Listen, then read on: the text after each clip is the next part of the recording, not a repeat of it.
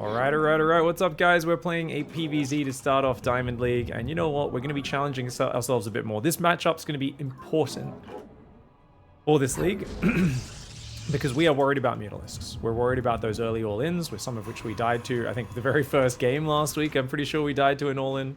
Oh, we didn't have a probe built there. It's really important that we kind of, check what's going on. And we're going to start early with an Adept. So let's go. Let's build a gateway. Chrono. Make sure our probe scouts around as per usual.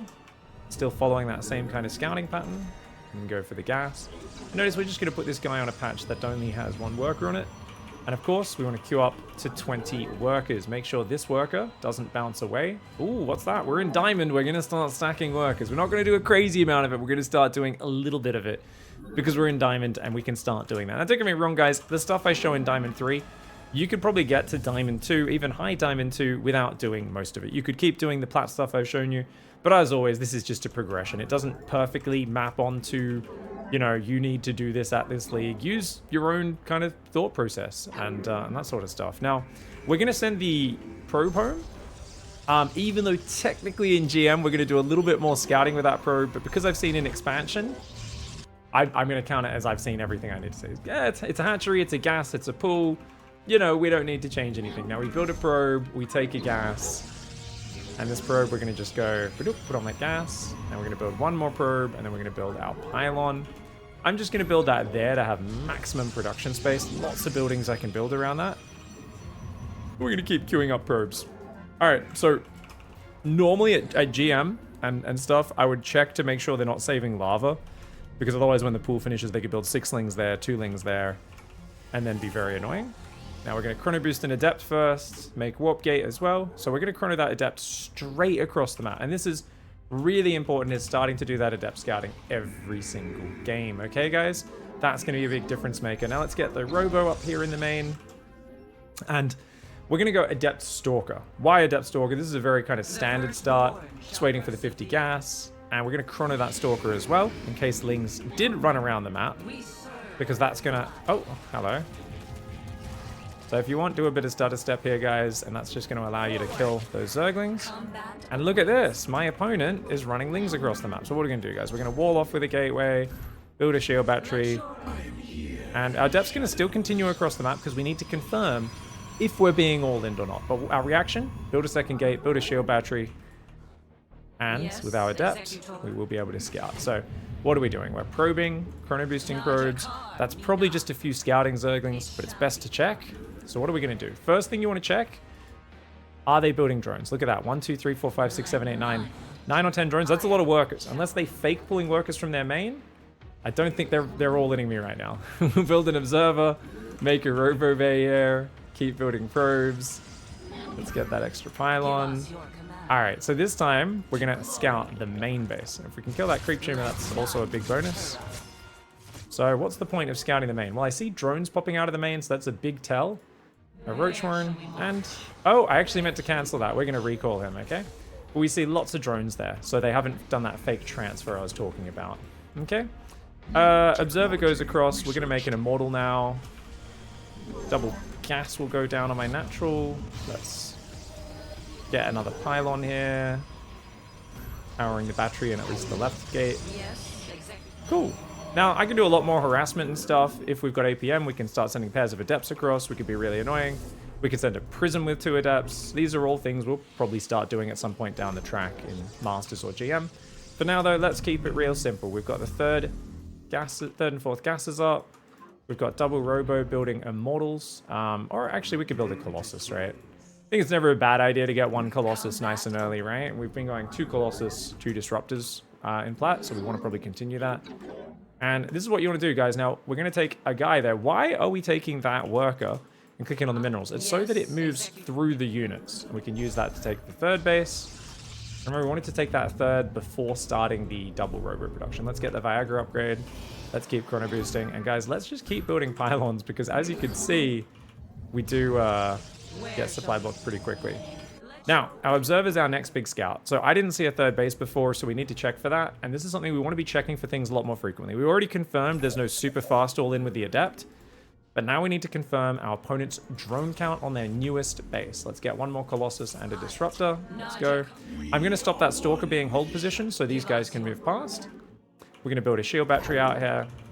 And we're going to build more probes and rally to the third. Now let's confirm.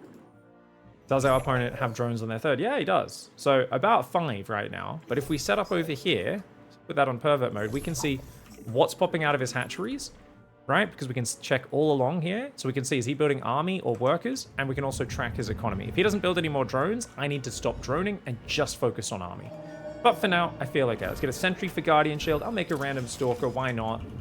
And we're still just probing on up. And check it out, guys. He's going to scout us. So let's move our Stalker up to kill that.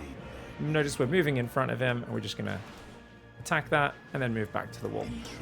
Okay, guys, let's make one more Disruptor. And what else are we going to do?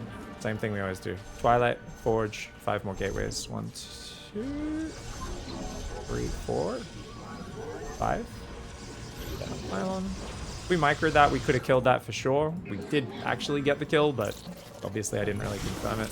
Whoa, okay, he's over here. So this is kind of scary. Let's make some zealots. Let's look at the scout to confirm. Is he all-inning me? No, he is droning behind this. But nonetheless, we better be pretty careful. Let's keep building immortals here, chrono boosting these, making more pylons. And what else are we missing, guys? Templar Archives. But we can't build it yet because we don't have the thingamajig. You guys know what I'm talking about. He's still droning. Look at that. Lots of drones coming out. So let's keep on probing my third base. Okay, so if your opponent's droning up, something else you can do is try to actually scout for their tech. But because he's got spores in each base, we can't go too close. Ah, there's a Spire. Okay, there is a Spire. Now that's lucky. I am going to play as if I didn't see that to make this as hard for myself as possible, okay? So we're going to show you guys a late scout on that, which is obviously not ideal. But if he'd hidden it behind the main, I wouldn't have been able to see that because there's a spore there. So that's my opponent's bad placement. So anyways, we're building immortals, we're making charge, +1, Templar Archives, a few more pylons, we've got 8 gateways. Actually, that's only 7 gateways, right? We've only had 2, so I do need 8 gateways in total is what we normally go for. A few more probes to have 3 bases full. On this map, we want to take our 4th over to the right, so we'll mine that open. And, oh look, he's building lots of roaches, no worries, let's keep building immortals. We feel confident because our opponent's building an army, which our army counters. We could take a 4th base as well, though we don't probe it. This is just for transferring workers as we run out of mining. Keep chrono boosting our upgrades, our immortals. And obviously at this point, it does become more and more important for you to be scouting, disruptors on a different control group, and actually keeping an eye on what's happening. Now, I think squeezing a few extra observers out is a great idea in this matchup, but you can also, if you do have a sentry early, do a hallucination. And this is going to be something we're going to be doing a lot more of. So I'm queuing this to go scout between the bases. And all I'm doing at this point is building immortals and building archons and zealots. And we're getting ready for that big attack that we always go for. And if your opponent's not actively attacking you, then definitely you can just look at their side of the map all the time with the observer. And like I said, extra observers are always good as well. Now, at this point, we see a Spire. We go, oh shit. Now, I haven't actually seen any Mutalisks. Doesn't matter. We're going to do the standard thing you do when you see a Spire, which is build 2 Stargates, especially with this double Robo build. We're also going to build a battery in every base. There's already one here. I'm building another pylon here. So, if you're scouting it late, oh, there's a Corruptors. Oh, there's Corruptors coming. Okay, that's very cute. So, these Colossi are probably going to not do well in a fight. But that's okay. We probably don't need those Stargates, but we're going to keep them just in case he does actually get into a bigger army. 2 more Immortals. Or sorry, 1 Immortal, 1 Prism. We grab 8 workers, send them to the 4th. We can also build a battery and a cannon there. Build a cannon at each base as well, because what if he comes in and does PP with the Corruptors, right?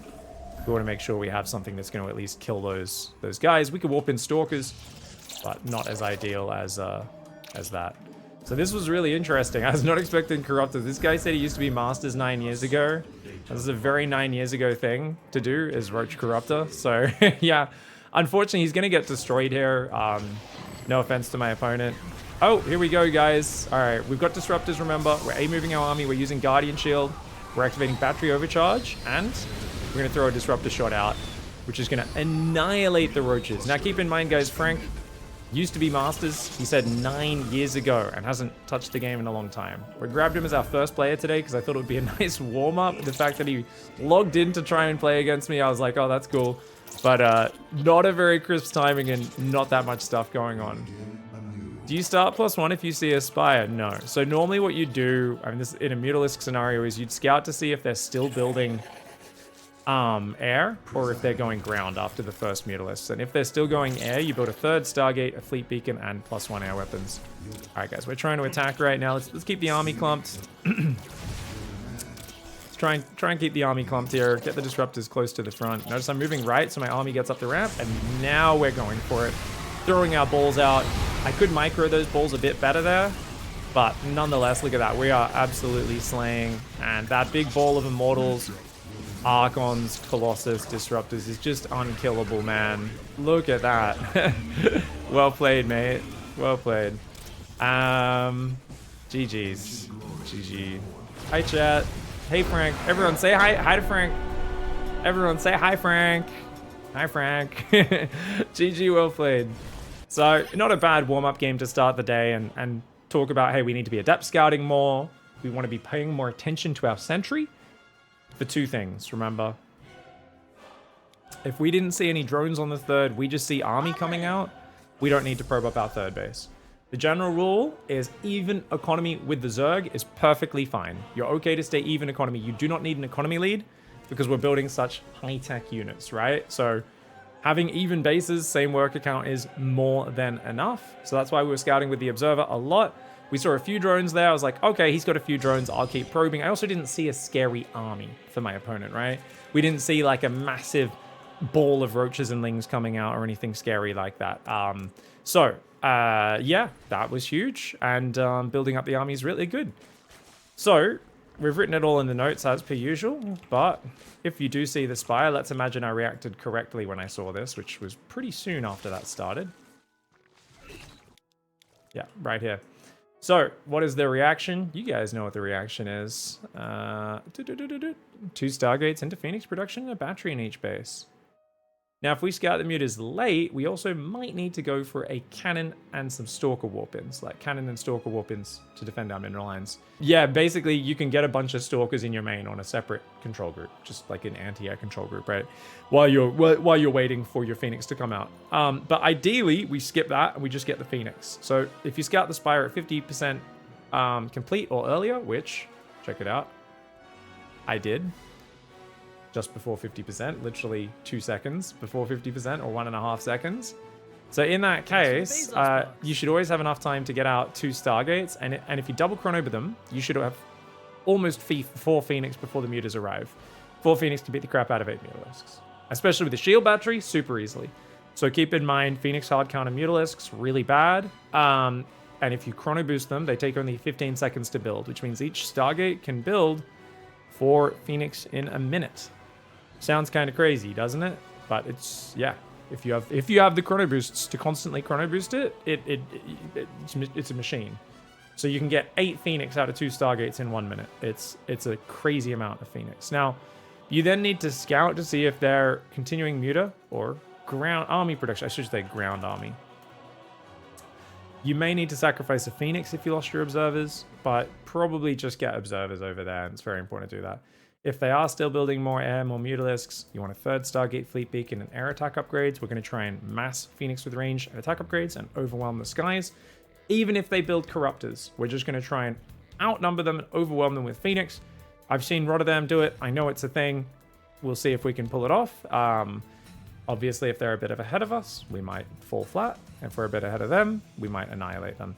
Phoenix can technically outrange Corruptors by +1 range when they have the range upgrade, which is pretty sexy. And you can build them so fucking fast. So that's really good. Plus, any mutas they invested in are not great.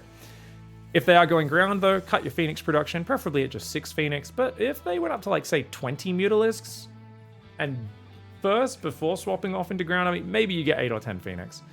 However, I think generally if they're going 20 Mutalisks, you're probably just swapping into ground. So I'm going to take these numbers away here. You're probably going the fleet beacon and stuff already. If you see 20 Mutalisks in the first wave, we're probably going straight to this step, right? Like the oh shit, How did I not see this coming? Yeah, but obviously if you cut Phoenix production, you just focus on ground, you play your normal game. Just have some Phoenix as an extra squad to pick up enemy units and be annoying, and it should be great. And you need upgrades to beat Corruptors. Roddy usually has +3 air. Yeah, I mean, you can do it reactively. We're not playing against pro gamers and Rotterdam's opponents. Obviously, the upgrades help a lot, but if you chrono the shit out of it, you'll be fine. Even without the upgrades, you can still do okay there. It's interesting because the scaling of the fights is like, yeah, like if they start armor immediately, it's pretty rough. Yeah, I've seen 2 armor Corruptors versus Phoenix. It was really sad to watch. Says I am grunt. Oh, +2 armor. Upgrade? Yeah, well, Phoenix don't do any damage. If you've got Phoenix with no attack upgrades and they've got +2 armor, that means the Corruptors have 4 armor and you are absolutely dead, which is fucking sad. Alright, guys, let's go. It's PvP. We are going to be playing on Equilibrium here against Legoland. Every child's favorite destination. Hey, Pig, this is Frank. What would have been a good Zerg comp against that Death Ball? You need to swap into Mass Mutalisks or play Broodlords. That army's kind of killer. Or you can base trade it and just not fight it front on. You can do that as well. But it's a pretty tough army to play against. So yeah. Alright guys, so we're doing our 2-gate opening. We started doing this last week. Difference is we're not going to be doing the 4-gate all in this time. Oh, we didn't scout yet. I guess we should go scout then, hey? Let's go scout, make sure we're not being all in, to see what's going on. 2-gate, remember, I don't want to go the 2-gate. Oh! That's fine, that's actually good. It's good to double chrono the probes. We just didn't do that because we were 4-gating previously, so I felt like I was making a mistake with the build, but I'm not. I am not, and remember, we're waiting. The moment the gate finishes, we want to build that Cybercore and click on that other gas. Easy peasy. Awesome, guys. After the Cybercore goes down, you do want to get that pylon pretty much immediately afterwards. And now we can look at our probe and kind of see what we're up against on the other side of the map. Okay, so it looks like a pretty standard build. Our opponent seems to be doing the same thing as us. We're just going to scout around and check what's going on. So it looks like we see a second pylon, which is important, because if there's no second pylon, they might be proxying. And we're just going to hide behind our opponent's expansion. Now, if you want to be clever, you pretend you're leaving to the right, and then you double back to hide behind the expansion. Big brain. So we're going to go double Stalker here into double Sentry, guys. There's a double Stalker into double Sentry expand.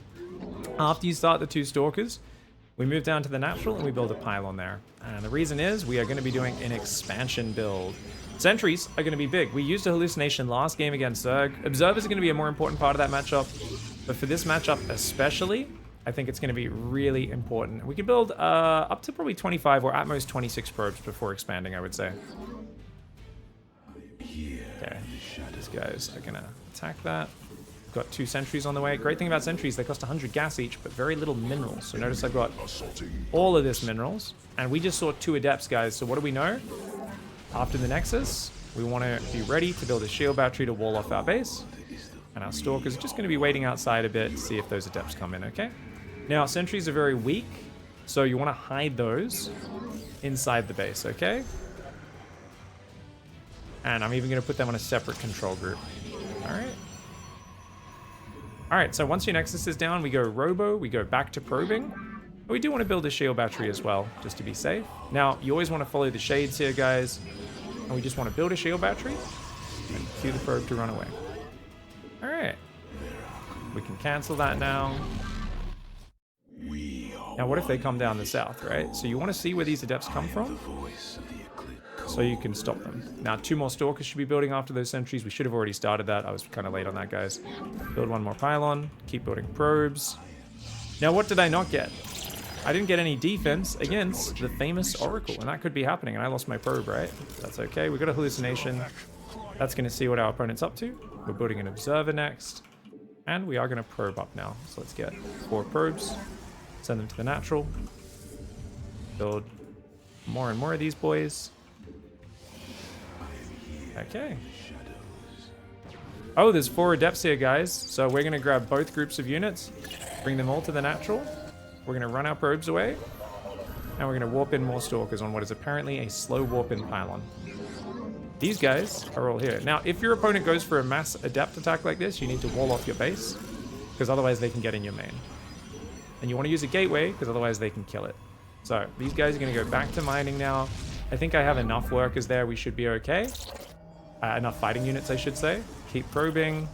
And he's just going to fight me here. So we're going to make more stalkers. What did we see on the other side, guys? We saw a Twilight Council and an expansion. Okay, no worries. So what do? Second robo. Well, robo bay, second robo. Oh no, he's in my base. I screwed up my gateway. All right, guys. So what are we going to do? We're going to run the probes away. Try and build the second robo in the robo bait. All right, we're just going to run to the other base, okay? Because that's where all my probes are. We're going to put some probes back to mining. Now we're going to try and fight. Not a good idea. Let's just run these probes away. That's why it's really important to just wall off the base, guys, and not let this happen. We are going to jump on top and try to do it. Does he have a DT? Did I just hear a DT attacking me? Oh, I did. So I did. Okay, I did not. It took me a while to realize what was happening there. Wow. That's all right, guys. All right, we're going to... All right, so I guess he probably dropped those in? I don't know. Anyways, pretty sloppy by me, guys. Really cool harassment by our opponent. First time we really dealt with any decent harassment. Let's rally to the main. And let's try to make sure both of our robos are hotkeyed. This Stalker, for some reason, is patrolling in a very bad position. I think I'll put this guy up there as well, so we'll have 2 Stalkers up there on patrol. All right, let's keep probing. Let's take the 3rd and 4th Garrus, and we also want to take our 3rd base soon as well. Problem on this map, really big problem, in fact. Let's build another observer, or even 2. Why not? Yeah. Where there's a gold base on this map, so we need to go scout for that. Keep up the good work. I really enjoy your style of coaching. Sadly, thank you. I'm watching from the EU and won't be able to see the whole session. That's all right. Hope to catch you on YouTube, mate. Thank you so much for watching Obscuritas with the big $10 tipperino. All right, guys, we're very low on gas, right? So we're just going to make zealots for fighting units. And there we go. He did proxy us. We're going to leave 1 observer at home, 1 with my army, and 1 as a scout is my kind of whole format right now. Let's get the 3rd base. Let's get the Nexus. So what's the whole goal here? Same as always, guys. 3rd Nexus. What do we do after 3rd Nexus? Colossus, Colossus, Immortal, Immortal. He's trying to take the gold base. One of the big weaknesses of this style is a player who expands very greedily, knowing that we are not very mobile. It's hard for us to be very aggressive. So if they take something like a gold base, get 4 bases, mass zealots really quickly, it can be what we in the industry refer to as a schlong in the bung. A schlong in the bong. There's a few different words we have for it. Essentially, it's an unwanted poking in your behind. It's an uncomfortable. It's not good. There's no robo, so he has no way of seeing our invisible units, which is nice. That's very good for us. I'm gonna make that 1 sentry again, just in case we want guardianship. But I'm pretty sure we're gonna be facing mass zealot guys. We need to actually confirm by seeing what the army looks like, of course. If it's Stalkers, we want more Immortals. If it's Zealots, we want more Colossus. I am going to start assuming it's more Zealots. We already see Zealot Archon. So we're going to go 4 Colossus, which is a bit different to normal, but especially with how much damage I took to those DTs, this is going to be really, really necessary. So we've got an Observer outside his base checking things out. We've got a 4th Colossus on the way, as well as a 3rd one. And after starting that, we should be able to get Twilight Forge. So let's get Twilight Forge, and then we can go down here. Our 3rd base, we are probing. Ah, he's got a robo now. Okay, so we're going to move this observer out front a little bit. Looks like he is going to take another base there as well. He's going to be on 4 base. I'm only going to be on 3. So I better get those 3 bases up pretty quick, guys. You know what I'm going to do? I'm going to move out to the tower, try and catch these adepts. I don't know if this will work or not, but what I want to do is I want him to get scared, think I'm actually going to attack him, even when I'm not going to, and panic a little bit. I don't know if it's going to work. Let's just see if we can catch these adepts on this tower. Oh, he's gone past already, has he? Is he up here? Let's check if he's up there, and then we can go back. Anyways, guys on gas, let's do that. There we go. Got him. At least one of them anyway. That should be our last probes, taking us up to that count we were looking for, guys. We're going to build those 2 disruptors that we wanted. Add the Colossus to the army key. So we've got 2 disruptors and then Immortals. +1 attack, charge. What else? You guys know what's next. Templar Archives and 5 gateways, or 6 gateways even. You get up to 8 gates. Now, part of me wants to build more probes. The other part says, why would we bother doing that? Let's grab these boys and let's run them away. Box them and, oh, okay, we're okay. Now, he's going to do Zealot run bys. We know that. Why? Because he just did a Zealot run by. This is how you get really good at StarCraft, guys. So I'm gonna build a cannon in each base, and a battery is already in the natural, and there'll be a cannon and battery at each base, okay? We're gonna start building some immortals just because the raw tankiness in the army is always very useful. And oh, we haven't actually got the ooh, we haven't got the extra gateways yet. Okay, let's get 3 more gates. Cool, cool, cool, cool, cool. Very nice. He's scouting with the Phoenix as well. I could scout you too. You're not the only one who knows how to use Phoenixes to scout, you poo head. Okay, yeah, he's got a decent army. I don't know why I'm getting so aggressive. I think it's because he DT'd me and I didn't notice. Let's make a prism, and let's try and make some Archons to round out this army, eh? We've got a battery there, so as long as we're near the battery, I think we're good.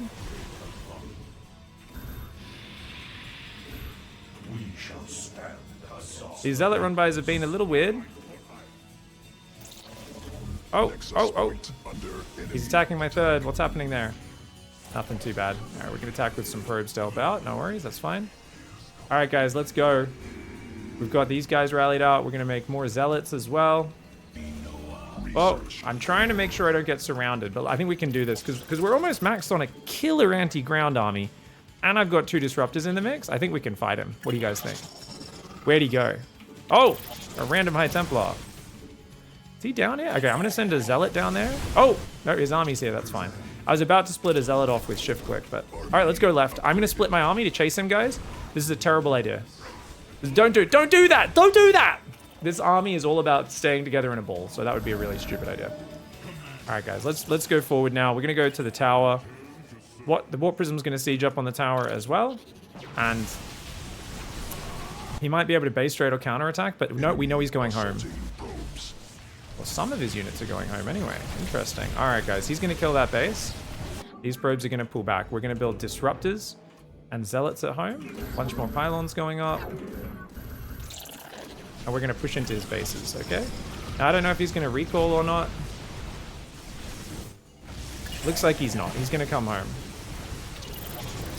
Okay, so we're coming back here. And we're fighting his army a little bit at a time, which is actually so good because my Colossus have 9 range, guys. Oh no, my Colossus are going to go down. My Disruptors are going to go down. I left them behind. That's a bummer. Okay. But I think this is good. I'm looking at the fight. We're winning there. We're winning there. I think we can just A-move in. All right, let's make a new prism. I was making cannons in the back of my base, Disruptors and Zealots, which are all good for the base trade. But now we can just basically retake our third, retake our fourth, make more Zealots. Oh, what? Oh, he is coming in. Okay, never mind. These guys are going to push forward. They do have an observer. Make sure that's following the Colossus. And we're going to come down here with these guys. Warp in more Zealots as well. And we're going to try and just micro this, okay? So we're going to throw a Disruptor shot there. And then we can throw another one down there as well. So we're basically throwing some Disruptor shots and warping in Zealots, which are very good kind of A-move units. They don't need micro. And we're checking on this army. I figured the only thing that I would need to look at this army for is Disruptors or Dark Templar. Because the Observer's not on A-move, only the army is. Dark Templar's not a problem, right? The only real problem there would have been Disruptors, because I wasn't looking. So if he had Disruptors, he could have landed some big shots, but I was landing big shots on him, so I think it was okay. Oh, hello. Look at this, guys. All right, so we're going to pull up the ramp. We've got some Disruptors. So we're going to throw a shot down. Oh, I think I killed more of my guys than his. We're going to try and throw another shot out. That one didn't get too much either. Okay, so what we're going to do, guys, we're going to recall some of these guys home. We're going to try and F2 back there. These guys, I think, are still going to go into his base. I think that's okay. We can just keep moving forward. Did we get the Observer home? We did. That means I don't have an Observer with these guys. These guys are on a one-way trip, so this is kind of sloppy what I did there. Because if he's morphed DTs, which he absolutely can, these guys need to run home. And this army at home is just enough to hang on. Wow, okay. Woo, scary game, guys. These guys are running home because we know there's DTs chasing them. We could hear their swipe. And what we want to do is want to grab probes, send them down here. So what we're going to do is we're going to F2 here. Mineral field. These guys trying to get out of there. We're going to try and run these guys over that side. Get up here. See if we can save them. Get back up the cliff. Go, go, go. Oh. Alright, and that's going to be okay. Archon did go down. I could have saved that if I picked that up. That's alright. We're still F2ing right now. So we're going to make sure one of these observers, I dump it, steal it onto 0, send it back. We've got a cannon there. A bunch more of these guys we can try to send down here as well. And you got to look at this and say, take a second to reevaluate. Okay, we've got an observer. We've got 2 observers, in fact. You go there. A prism's going to go across the map. Disruptor's on a separate control group. We have 1 billion gas. Let's make Archons. It's really easy in the heat of the moment to not take a minute to look at your money, but in general with Protoss, that's almost like a rule is game messy, make Archons because you can have the money for it. Now, we should have killed his Dark Shrine. We'll make sure we go do that soon. Warp Prism is basically scouting, hey, do you have bases? And what are you doing? And this observer is going to do the same thing. Hey, do you actually have any money other than that gold base, which should be mined out by now? We don't have any detection down here, which is pretty weird, pretty brutal, but that's all right. Bunch more Archons, and we're going to make more Disruptors. Why? Because Disruptors are just amazing, amazing units. Let's get +2 attack. We never made that. And let's transfer out of our main base, shall we? So we can go down there. We saw something down the bottom, guys, so we better go down and defend it. There's Phoenix for some reason. Okay, that I was not expecting. All right, so it looks like I'll send the Prism in to do some Zealot counterattacks. These guys can maybe go back there. Get a cannon. Okay. Yeah, I think we definitely want to move up here and get rid of the Dark Templar thing. Now what I'm going to do is I'll send a bunch of Zealots into the natural at the same time. So we're having trouble figuring out where his army is, guys. Is that just Phoenix there, or is that his whole army? Looks like his whole army's trying to base trade. So you can tell he's trying to run around and kind of base trade me a lot and be a bit of a cheeky dickhead, isn't he? So we're trying to, like, stop him. Let's break these rocks so I can rotate a bit easier, hey? Those Zealots are going to go in his main. I'm going to hold down the probe key, because when your opponent's being annoying, if you keep expanding and building Nexi, it kind of puts a timer on them. Now, if we move north, we can try to catch these Phoenix, but actually, it's lured us to his army as well. In the bottom, it looks like an Archon beats a cannon, guys. We've just learned something. Archon beats a building cannon. I thought the cannon would kill it, but apparently not. Group up. What are we doing, boys? What are we doing? Okay, let's F2. Control click Disruptors. Control click on their Disruptor key. Oh, I put them on the wrong key. That's alright. Let's do those Zealots on the other side again. I think that did good damage, guys. And down here, it looks like, oh, he's being annoying again. Alright, guys. It's tempting to warp in Stalkers, but remember that Stalkers are trash units. So what we're going to do is we're going to recall some of these guys. Let's go. Let's A move down here. Try and catch these guys. We're just, because he doesn't have a big economy, I think we're fine. As long as there's not like a hidden base I don't know about, right? Battery overcharge plus Zealots. Check on my main army down here. Double tap 1. Okay, the Phoenix are all gone. Let's get rid of the Dark Shrine. Ah, that's what I was looking for. Yeah. I was like, there's got to be something, right? So we're building some probes and rallying them to this base. We're adding our Nexi to our control groups. We're control clicking idle workers and sending them down here. And we're rallying here and building some more. Okay. Oh, no observers here. GG's. Where are our observers at? Where are they? Oh, they were down here because they were following the Colossus, I guess, and the Colossus died anyways. Really great play by Legoland. He just did some fucking lots of like Masters Plus level annoying movement and strategy. That was really good. I don't know what his MMR is, but that just felt like a very annoying way of playing. Really well played by him. I think he did a lot of things right. But I hope we elucidated some things. Now, I was very slow to notice the Dark Templar. That was pretty sloppy. I was also a bit slow to hallucinate initially. Luckily, we're going Robo, and Robo is really effing safe, and we had an observer out, so we didn't die. But those Dark Templar definitely caused us issues. Legoland says 3,800 to 4K. Okay, so no wonder it's obviously that's like close to Diamond. What's Diamond 1? What's the ranking right now? Is that Diamond 1?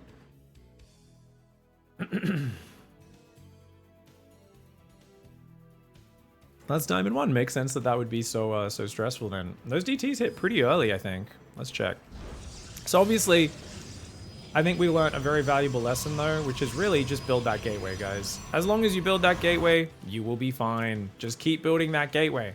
The scary thing here is, do you want to let your probes transfer to the natural? And the answer is yes. As long as you keep warping in stalkers and sentries, so you've got a stalker for every adept, you can do it. You just need to, when those adepts shade in, control click your probes and run them away.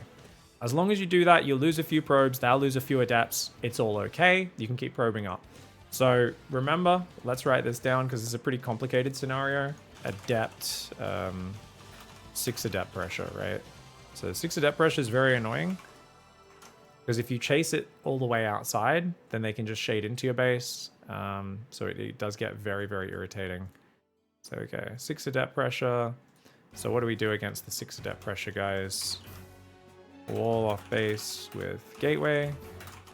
Chunky building so they can't one-shot it and walk in. Has to be a chunker, if possible. If you have to do a pylon or a battery, it's okay. Pylon is okay at 400 hit point. Battery is worst at 300. Normally we do battery over a pylon because it has longer build time, more time to cancel it.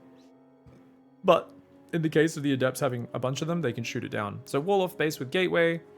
Whenever they shade, then cancel it. Okay. Non-stop make stalkers. That's it. That's it. As long as you keep doing that, you'll be fine. Eventually, you can split 4 to 6 stalkers to go chase the adepts away and force them to either commit to the shade or go home. It's stressful, it's annoying, but they have to put a lot of APM into it. It's a lot of APM and annoying, but they're probably messing up their macro at home as well. So I think as long as you balance that, then it's all good. Problem, we didn't wall off our base, so we made this much harder than it needed to be. So yeah, so we let this next one in because I was kind of doing I'm playing slow bronze to GM. I'm talking you guys through the things I'm doing.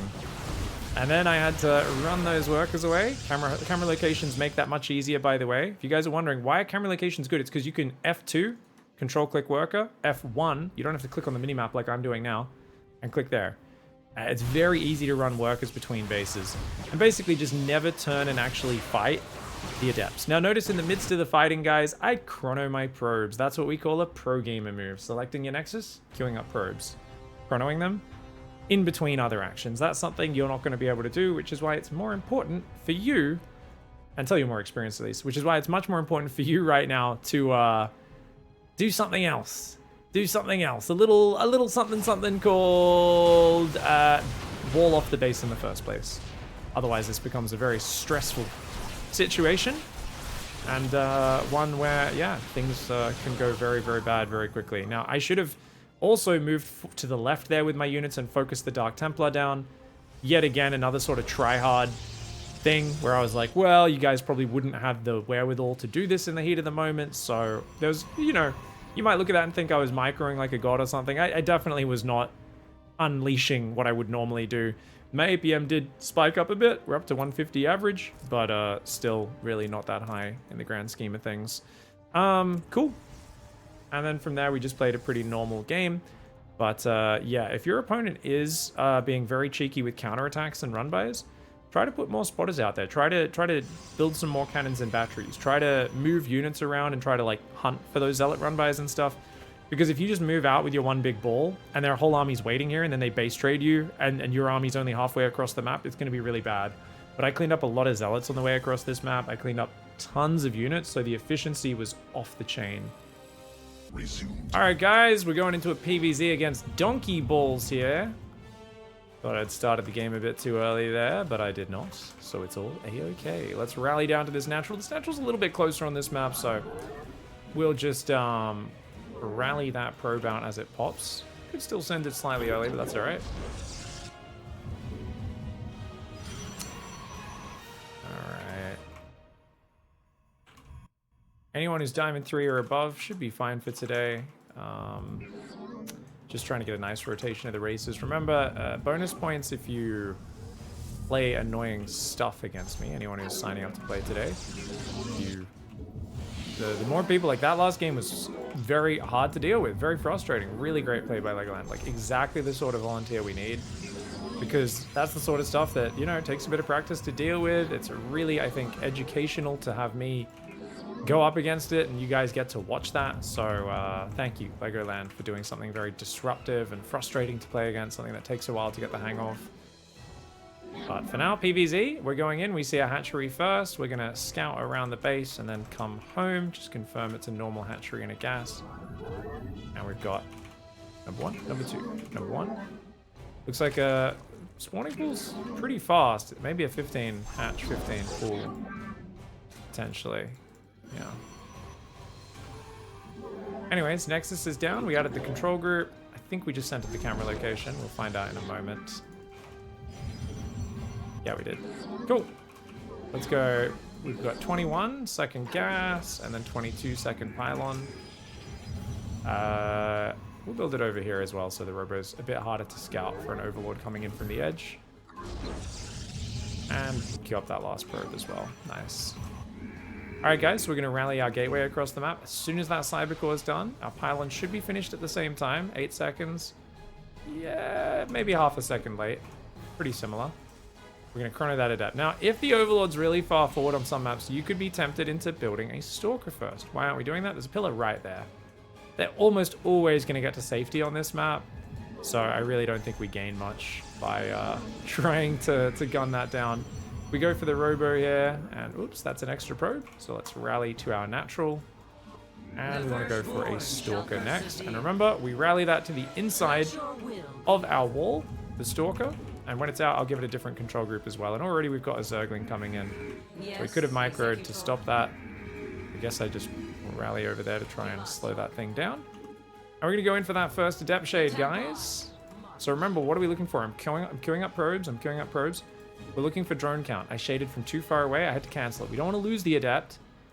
And we don't see a third base. Now we get to do a shade in. And what are we looking for? Drones. 1, 2, 3, 4, 5, 6. Not that many drones. But I see a third queen. I swear I hit cancel, but apparently not fast enough, guys. And we're going to go home. All right, build more probes, build an observer, get another pylon up here. We can get a second gate to complete our wall off, which is something that's not that important in other matchups, but in this matchup it is quite important. And I'll go back with the Adept to have one more scout. Let's get the double gas up. Stalker's there. If you want to feel a bit safer, you can build a third gateway unit before warp gate's done as well, so pretty much non-stop you're building those.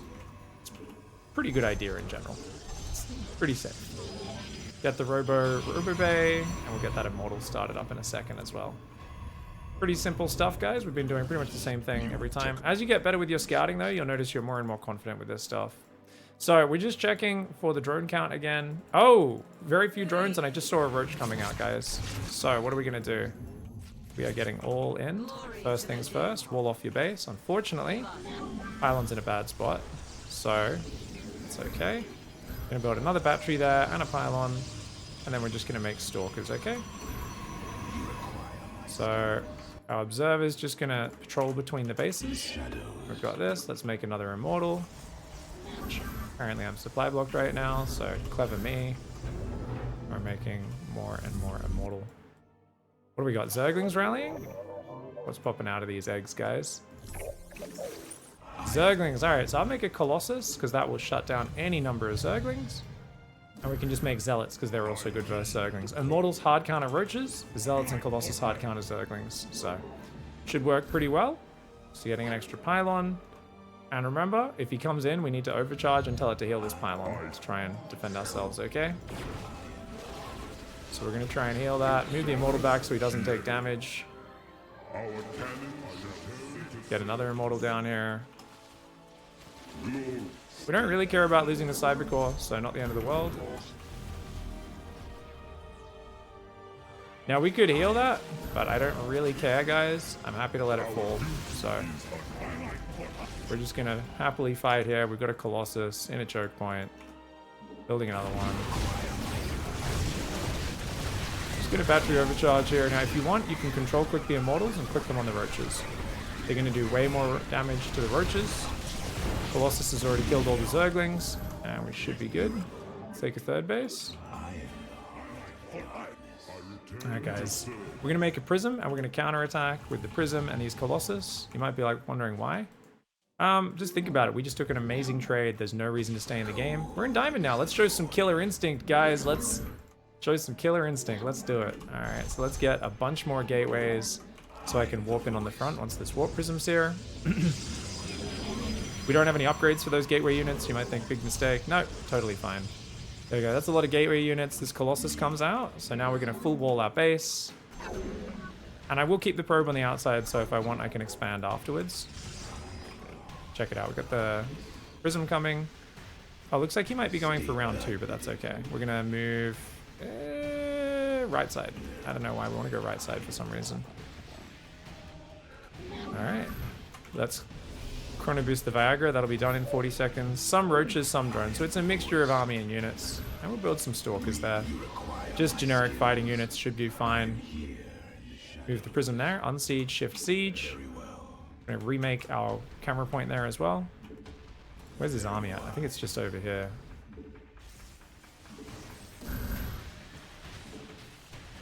Where is he? Did he move across the map? Nexus point under enemy. Yes. No. Can you repeat the question? What's on my side, guys? Ah, okay. So we're warping a few adepts at home to defend our wall off. Our army's attacking in. In general, warping a few extra units at home so that you can defend your wall off. You should be good. Of course, if you're ever in emergency trouble, build a gateway. Rewalling, always the right thing to do if you're in a spot of bother, guys. Walling off your base takes away all of Zerg's chances to kill you with all ins. So, super, super standard stuff. So, if we want to give you guys a really basic scout timing, I guess what we'd say is 3:30 or 3:20 is probably a good timing to check. If we want, because basically the lower you are on ladder, the more players just have absolutely arse macro. So I am aware that most people on the bottom end of Diamond 3 have incredibly inconsistent gameplay. One game they'll have a really good, they'll have 50 workers at 4 minutes. The next game they'll have 23 workers at 4 minutes. I know this because I've coached a lot of Diamond 3 players.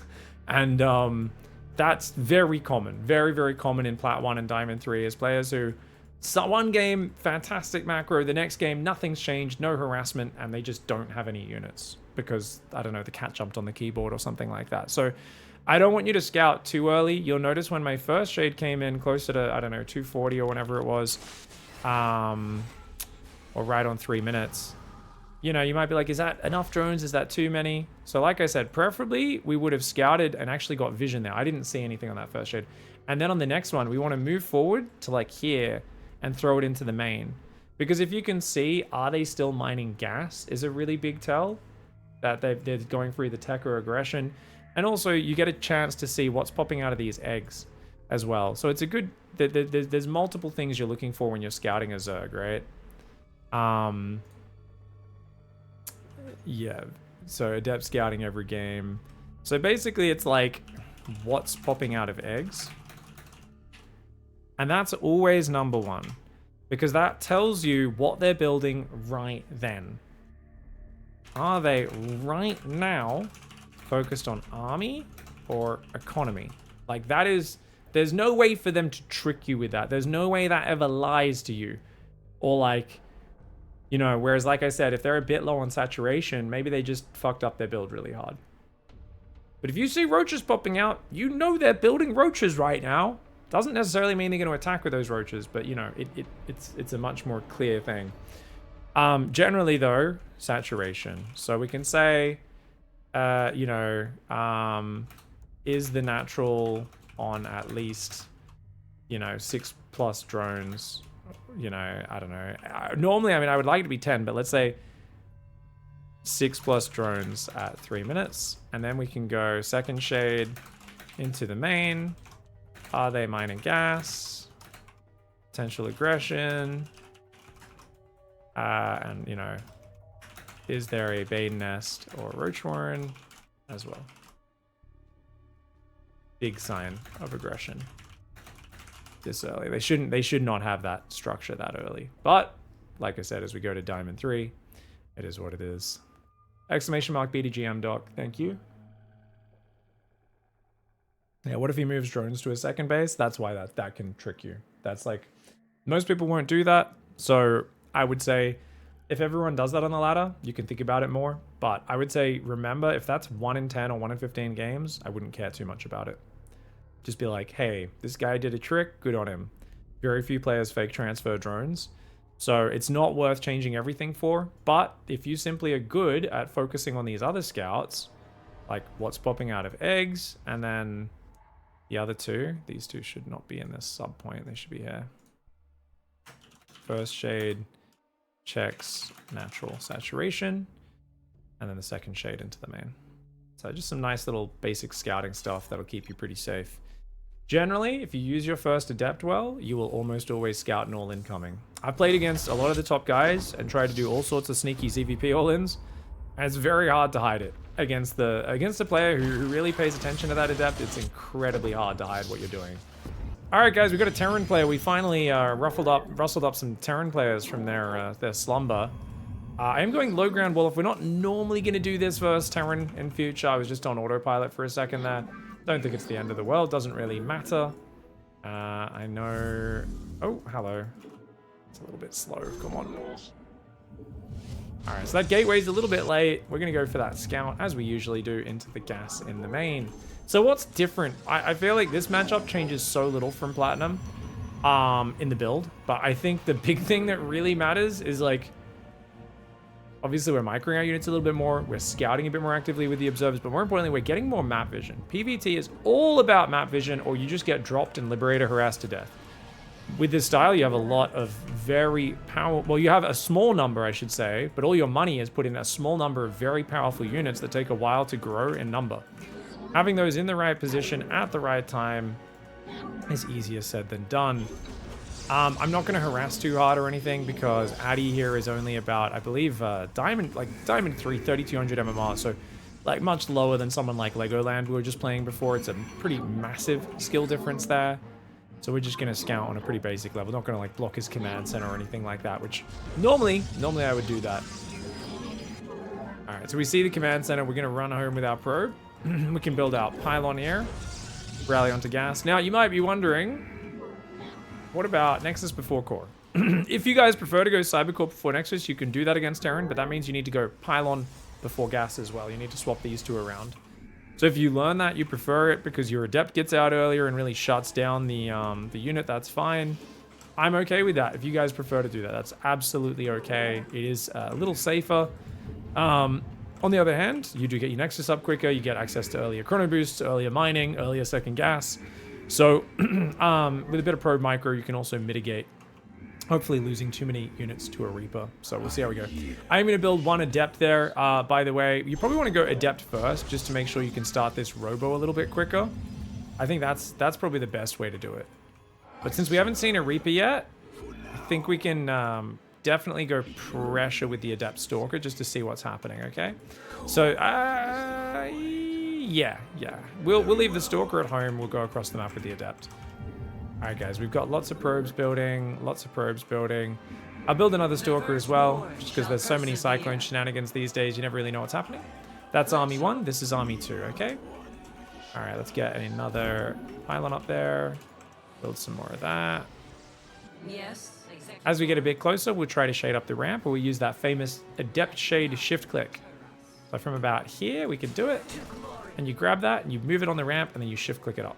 And the idea is, make sure, okay, I want to see what's behind the ramp, guys. So we tried to see, but we didn't see there was a factory or anything like that. So I was trying to get a bit of sneaky vision there by letting the shade finish, but my opponent didn't mess up. So we're going Robo Bay, third and fourth gas goes down, second Robo goes down. Okay, let's get one more pylon here. More probes.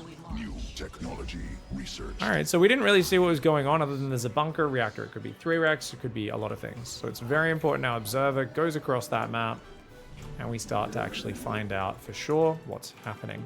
You don't go Robo first. This is a very frustrating spot to be in because you just have no idea what's happening. But for us, we're feeling pretty good. Now let's get that second gate here as well.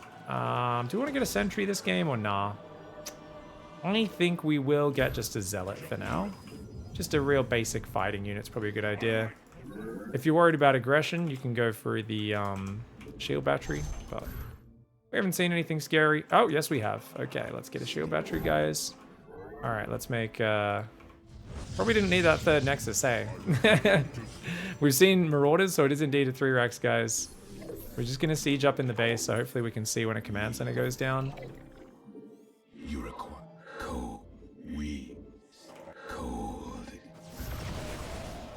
So notice I'm just going to click my Immortal on the Marauder. Other than that, we're just fighting. And now my Immortal's trying to run away. Oh, he gets the Immortal. Well done. All right, we're going to make Viagra.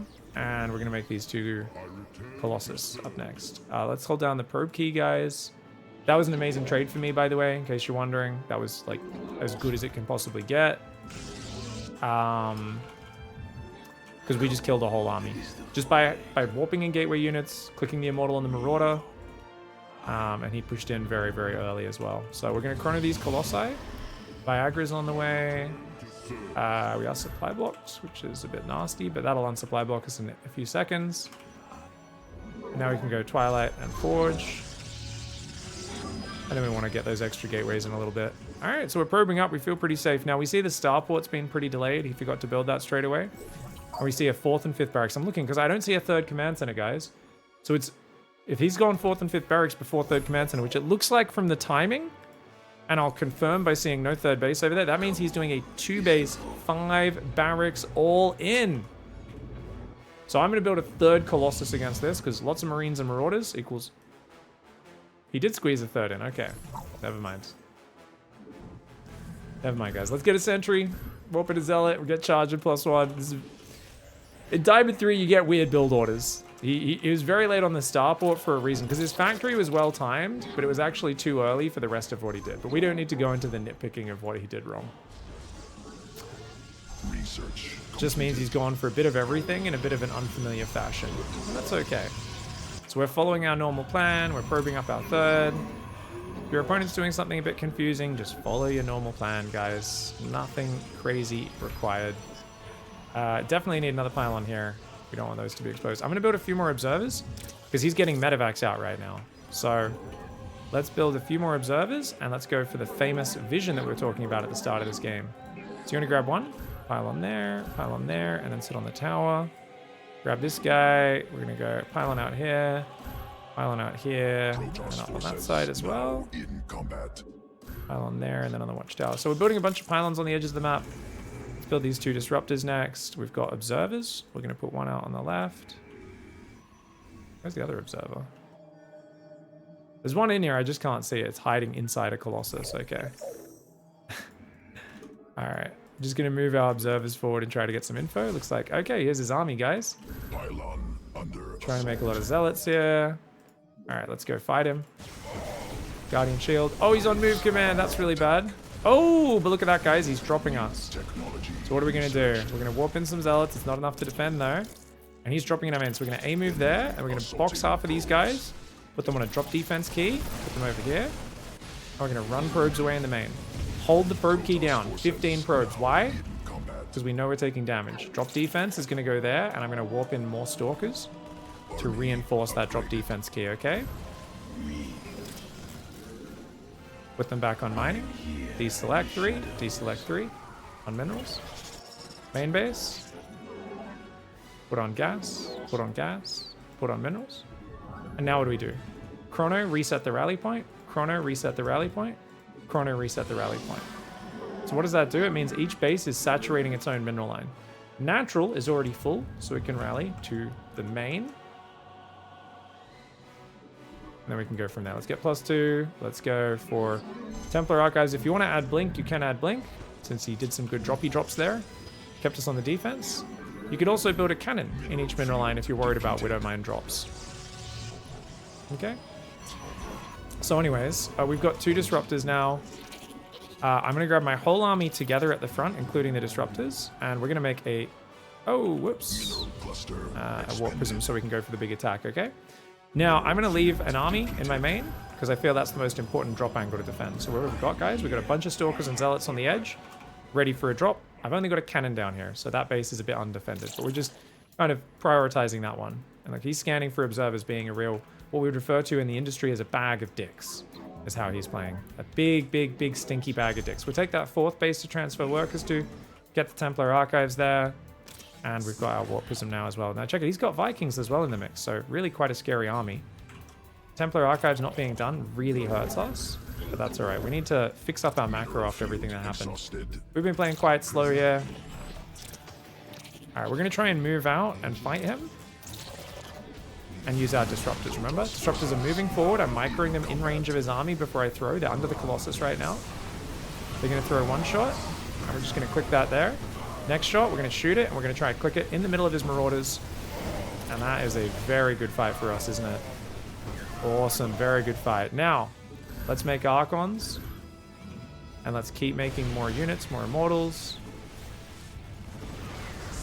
Now, he actually did overwhelm us. We should have pulled back there. I kind of knew that and decided to stay there. But it's always fun to misjudge some fights accidentally. And we left our drop squad here the whole time, guys. So, free delivery. Thank you. Question is, do you rebuild Colossus? If he throws away his Vikings, the answer is yes. If he doesn't, fuck no. So because he threw away his Thingos, we immediately go back into Colossus production. Alright, let's queue up an armor upgrade as well, guys, and let's transfer some workers. Where are these guys going? Bottom right? Remember, we took that bottom right. Get a battery there as well, just because why not?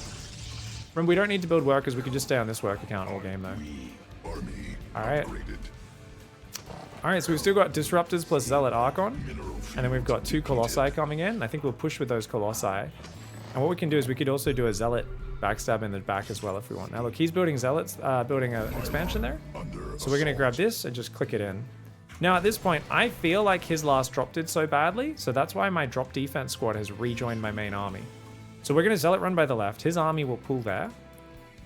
And then we're going to push this right side, okay? And I'm back to building Immortals because they're the more generic unit. Now look, he's going for... That looks like a Widow Mine drop to me. I don't know if it is or not. Turns out it's not, it's Marauders. But we'll just take the fight there, kill a few Marauders, and then try to run away. Meanwhile, this army, top right, just going to shove in up there and try to kill this planetary. Okay? So the Archons, I'm going to grab just 2 of them and start focus firing the SCVs if they repair. They're not repairing though, so maybe it doesn't matter. Why just 2? Because if you're microing all your units in the same way, they tend to do really derpy stuff. Now, we could recall. This is a dangerous move, but I think because we got battery overcharge, I think it's okay. Because we have got a lot of Archons and we're recalling on top of an army with a battery overcharge, I think that's a good move. Now, you don't need to do that. I could have given that base up. It would have been the safer call. But it looks like he did. He wasn't able to depower it as well. It's actually kind of one of the important things there, I guess. Vikings are trying to land. They're getting wiped. We're going to hold the probe key down because we took our first economic losses this game. We're going to build a 5th base as well. We're going to F2 our army, grab it together, bring the disruptors there as well, and we're going to group up in the middle, okay? Oh, it looks like he's still fighting us over there. Interesting. Zealots are winning because he's just so wounded, though, by the looks of it. We want 1 round of Stalkers just so we have some stuff that shoots up, guys. And you can see, as it goes on, it does go a bit more towards a more generic style. So that Warp Prism's over here. Now we're going to leave that up there and just keep warping Zealots in from the corner to cause him problems, okay? Let's make +3. Now, I think building the Colossus constantly is getting really good value for me. So I'm going to keep doing it. Try and take gases here. It looks like he's coming down with another very big army. Where are my disruptors? My disruptors are here. If you want to be really clever, you can send one to flank his army through the fog. But I think that's a bit dangerous. So we're going to move up. Remember, always do 2 things at once. Control click them in the mineral line. And then this army can A move. And our disruptors are here as well. That disruptor shot killed 1 Marauder, 2 Zealots. Not my best. Oh, he's flanked around the right side. Interesting. Okay, weird positioning. Seems like his army's very small though. He's got 3 too. He's got good upgrades. But it seems like this is just the dregs of army now. So we grab the Colossus, add them to the army key. And these Zealots are ripping it up. So we can counterattack to this planetary. If we can take that out, that'll be deadly. We're going to control click more Zealots into this base. Get a Dark Shrine. And remember, 5th base. So add it to the control group, rally there. And if we ever want to build more probes, we send them there, but we don't need to. Instead, we just grab these guys and transfer. So we're going to A-move here while he's busy with the Zealots. You can tell there's chaos going on up there, guys. We're just going to blink those Stalkers forward. And with all these Immortals, we'll kill this really, really easily. And those Robo armies are powerful, man. So this is part of the power of the Robo army. Is like that, you know, just making lots of Robo units, lots of Colossus, lots of Immortals. Always difficult for them to fight with. Normally we don't go so heavy on the Colossus because we're weak to Vikings then, but because, remember, he was so quick on the 5 barracks. 5 barracks were up before 6 minutes, and he had a very late starport, so I knew he'd be busy building medevacs for a while. That's why I went so heavy on the Colossus this game, and worked out pretty well. This first fight, I definitely overextended. I probably didn't need to fight him out there, but it worked out okay. Good multi-prong. Really good multi-prong by Addy. Scanned observers, played in general in a very annoying style. Luckily, he didn't A-move there, and we saw that at this moment when he moved commanded in. It was real unfortunate for him. Remember, I don't have blink or anything, so the multi-drops are quite frustrating to deal with. And Hard Lead is a really good map for drops. Really good map for drops. Very frustrating to chase those units around. Why don't you play a real build? It's actually a good question. So why not just play a real build like pros play? Because most StarCraft players, so most pro gamers are like plowing. They're hitting the G spot. They're athletic. They're doing that Johnny Sins macro. You know what I'm saying? I'm saying they're taking that macro to Pound Town. The average StarCraft player is a little bit more like a 3-second hero. More like a I'm sorry, that normally doesn't happen. That's normally the macro abilities of your normal StarCraft player. So it's not so much they basically, what I'm saying is you lack the ability to pleasure a woman or the economy. Yeah. This is a much easier style to play. Can you get pulled apart by an excellent opponent? Yes. Will you die to a noob who just moves across the map with some basic units? No. So what we're doing is we're teaching a style that scales pretty well up the ladder that I can use to win in Grandmaster, even though I know it's not going to work against pro play. And there's this crazy thing is because there's so many people out there, especially Protoss players, who are just massing Blink Stalkers every game. The lowest value unit for cost. It's the lowest value unit for like it's so shit. Unless you abuse its mobility and blink to an absolutely excellent top tier level. Like earlier, we had someone in chat say, well, your build seems really bad. The PvP build, wouldn't it just die to Mass Stalkers? And I'm like, I mean, yeah, Mass Stalker Zealot does counter it if it's played like Max Pax plays it. Like if it's played like a really, really high level GM plays it, it can beat this build. But even I have lost to double Robo styles playing Blink into Zealot Charge even when I'm playing very good PvP. The reason?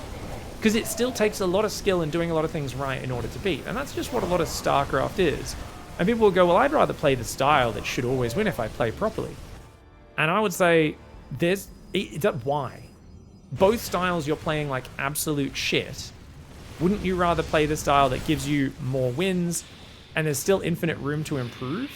Wouldn't you rather a style that scales a little bit better with your actions per minute? Because you're not getting any faster as a player. Most people aren't actually getting that much faster and really improving that much. So is it a bit of a noob-friendly stuff? For sure.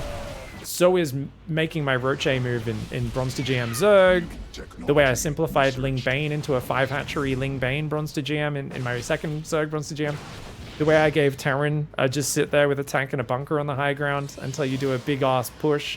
You know, I simplify these builds for a reason for the average Joe. It's because the average Joe is not going to execute that well. And, yeah, it's a big issue.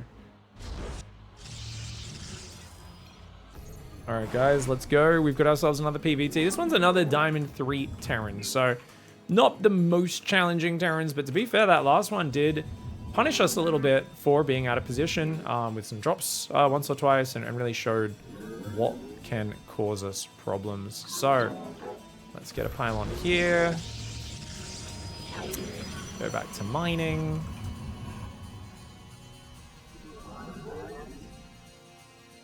Well, I didn't call them shitters. I said just not that high. And it's objective. We're doing a diamond show. We're playing diamond players of all diamond ranges today. It just is objective. 3, whilst being the highest number, is the lowest tier of diamonds. Objective facts.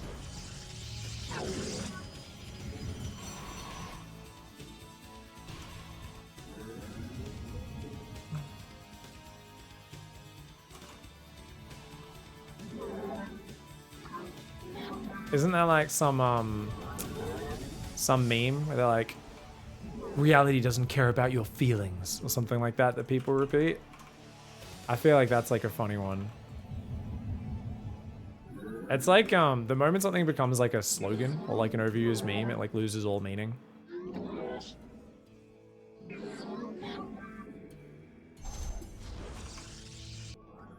Alright, what do we got? Pretty simple opening, guys. We're once again not gonna necessarily wall that off. Oh shit, Cybercore's late. Sorry, guys. I normally would wall off over there with the Cybercore, but because we were a little bit late, my Cybercore's very late this game. Talking about dumb memes. Anyway, guys, let's rally to the gas. And as we can see, a command center. Now, as I face higher players, I will harass them a little bit more. I just don't want these guys to get too thrown off their game. That pylon's pretty late. Because my Cybercore is so late, it hopefully doesn't matter too badly. This probe could get hunted down. So what I'm going to do, guys, we're going to do a sneaky move. We go there, mine the minerals from the back, and then we hide on the edge. So if a Reaper comes in, he hopefully doesn't catch this probe. Now, we're going to go Adept first. Remember, I was talking about that in the last game. I think that's probably a little bit more efficient because it allows me to get the probe up faster. Sorry, the Robo up faster because it's 25 cheaper on the gas, right? And here we go. Let's rally. Okay, guys, remember, pull back the weak probes, and then attack with the other probes is the way to do it. You want to try and grab these weak probes and pull them away. That was way too hardcore, actually. That micro is way too hardcore. Hands off the mouse and keyboard for 5 seconds. Timeout! Too good for Diamond. Alright, let's go. We let him get a probe kill there. Because I felt like the pullback on the probes was way too detailed. That was like... Alright, so we will hunt him down here. The reason we could do that is because the Stalker was almost out, so if he jumped in the main, that would have been fine. We always want to Adept Scout. We're in Diamond now. No reason not to be Adept Scouting, guys. No reason. Let's put one more probe back in the main. We're going to build an Observer here. And we're just chronoing those probes, and we've got Stalkers building at home. Alright, so let's do that shade we were talking about. Try and get that into the main base. There's only one Marine here, so I actually could attack that. But that is a reacted factory. So when you see a reacted factory, you have to go home immediately, guys, and get all your units ready. So where's our Observer? Observer's going across the map. I'm going to make an Immortal in case it is a Cyclone. Keep probing. I'm going to chrono that as well.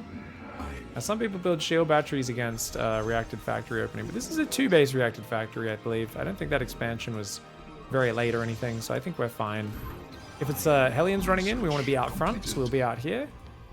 And then with an Immortal so quickly, we don't really need a shield battery. If you wanted to build one, you could chuck one down. I'll chuck one down. Why not? The other thing you got to worry about here is a drop. So we're going to build a pylon down there on the edge. And then put that probe there. Keep building dudes. We've got our 4 gas. And let's get that second Robo and Robo Bay, shall we? Now, interestingly, it looks like he's upgrading either Cloak or Ravens. Not sure which one. I haven't actually seen what's coming out just yet either. Anyways, build another Immortal, keep probing, and build one more pylon there. Protoss forces now in combat. Oh, he's trying to scan it, but we've only got one Observer, so that's fine. What are we going to do? We're going to build a few more Observers after this Immortal, okay, guys? Remember, vision is absolutely everything when you're playing against a Terran.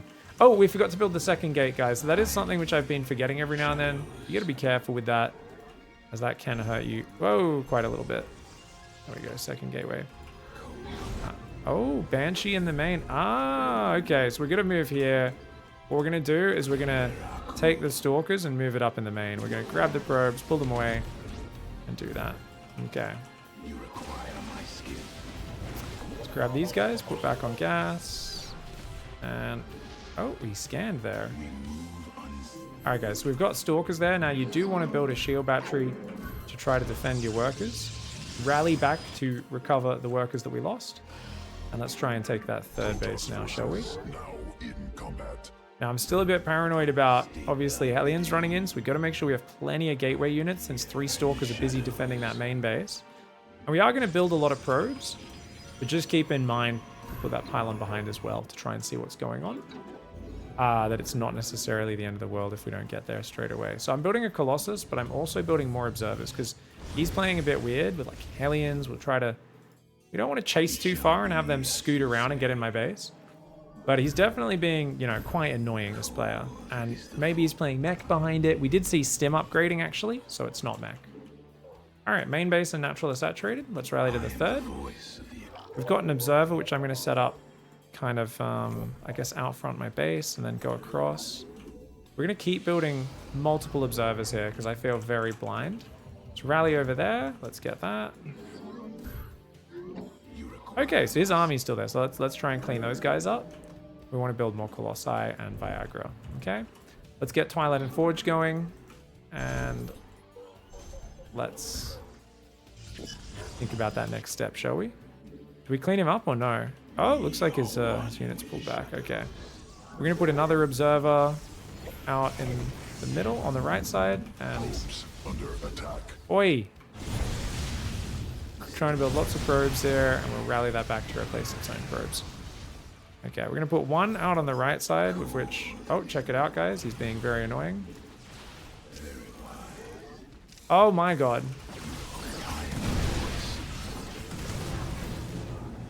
Okay. At this point, there's only one thing to do, and that is cannon in every base, guys. This guy's clearly a bit of a D-bag. He's going to be very annoying. So what are we doing? Chronoing probes. Set the rally points for each nexus. Make sure there's a pylon behind each one. This guy's being really annoying. Okay, so we did all that. We've got plenty of probes queued up. That'll take us back to 66. Back to the build. Immortal. Oh, sorry. Disruptor, because we don't have our 2 disruptors yet. We want +1 charge. Templar Archives. And then we want to get those 5 gateways with our next minerals, okay? So now we just monitor the saturation. We've got cannons there, so we can bring the Observer to follow a Colossus. We can kind of go, okay, main base is saturated, rally to the third, and build our last bunch of probes, right? Now this is obviously annoying harassment that our opponent's going for, but it's very rare they're macroing very well at the same time. So let's just check his expansion count, and then we can kind of chill. We do want to build a Prism early, because I keep forgetting that, so let's just make sure we remember the Prism. Really good idea. And let's try and build a bunch of these gateways, shall we? 1, 2, 3, 4, 5, 6. Just get 6 down. We've already got the Templar Archives, remember? Which was earlier than needed. So we're just going to check what we're up against. It looks like Bio, as we do see Marines coming out now. Just a very harassment-focused opening by the looks of it. He misclicked that. He thought he was out of range. All right, we're going to go out front and just siege there. And we're going to move this Observer to kind of look out the side on that right side. This guy will take up station in the middle. Building a few Immortals here. We've got the Disruptors following a Colossus. Prism is there.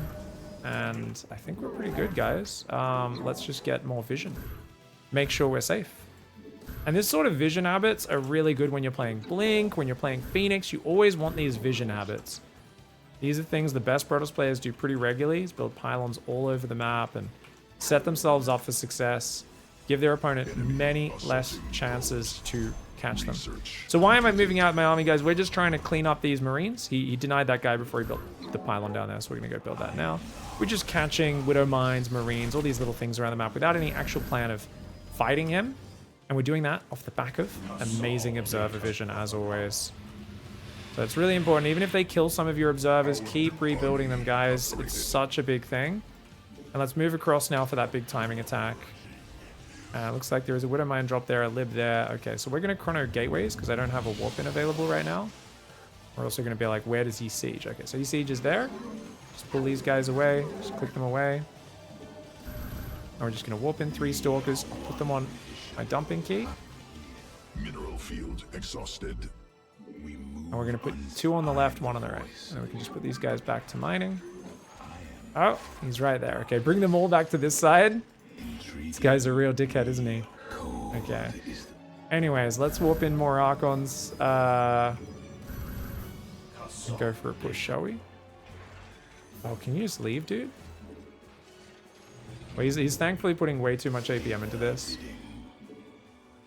Alright, we're just going to go there and fight that, whatever. A-move the Stalkers, I don't care. I'm going to warp in more Stalkers. We got a lot of Archons here, guys. We're getting ready to push. I think I'm just going to push this right side because that's a nice wide open area, okay? So we're just going to A-move up into that third, and then we're going to focus on defending these stupid libs that he's flying in behind my base. Like a very annoying player. Alright, let's pull back. Let's keep my army clumped up. My disruptors are trying to go forward. We're going to throw some balls out. So we got some big hits. Group the army up again, guys. Let's warp in more zealots on the front. Looks like those libs died, maybe? I don't know. And we're going to go in. Those zealots will come in from the top. The rest of the army comes from this side. The tanks are in the open, so they should go down pretty hard. And our disruptors, we're microing them forwards. They're almost ready to shoot again. And that's the main thing we focus on in the fights.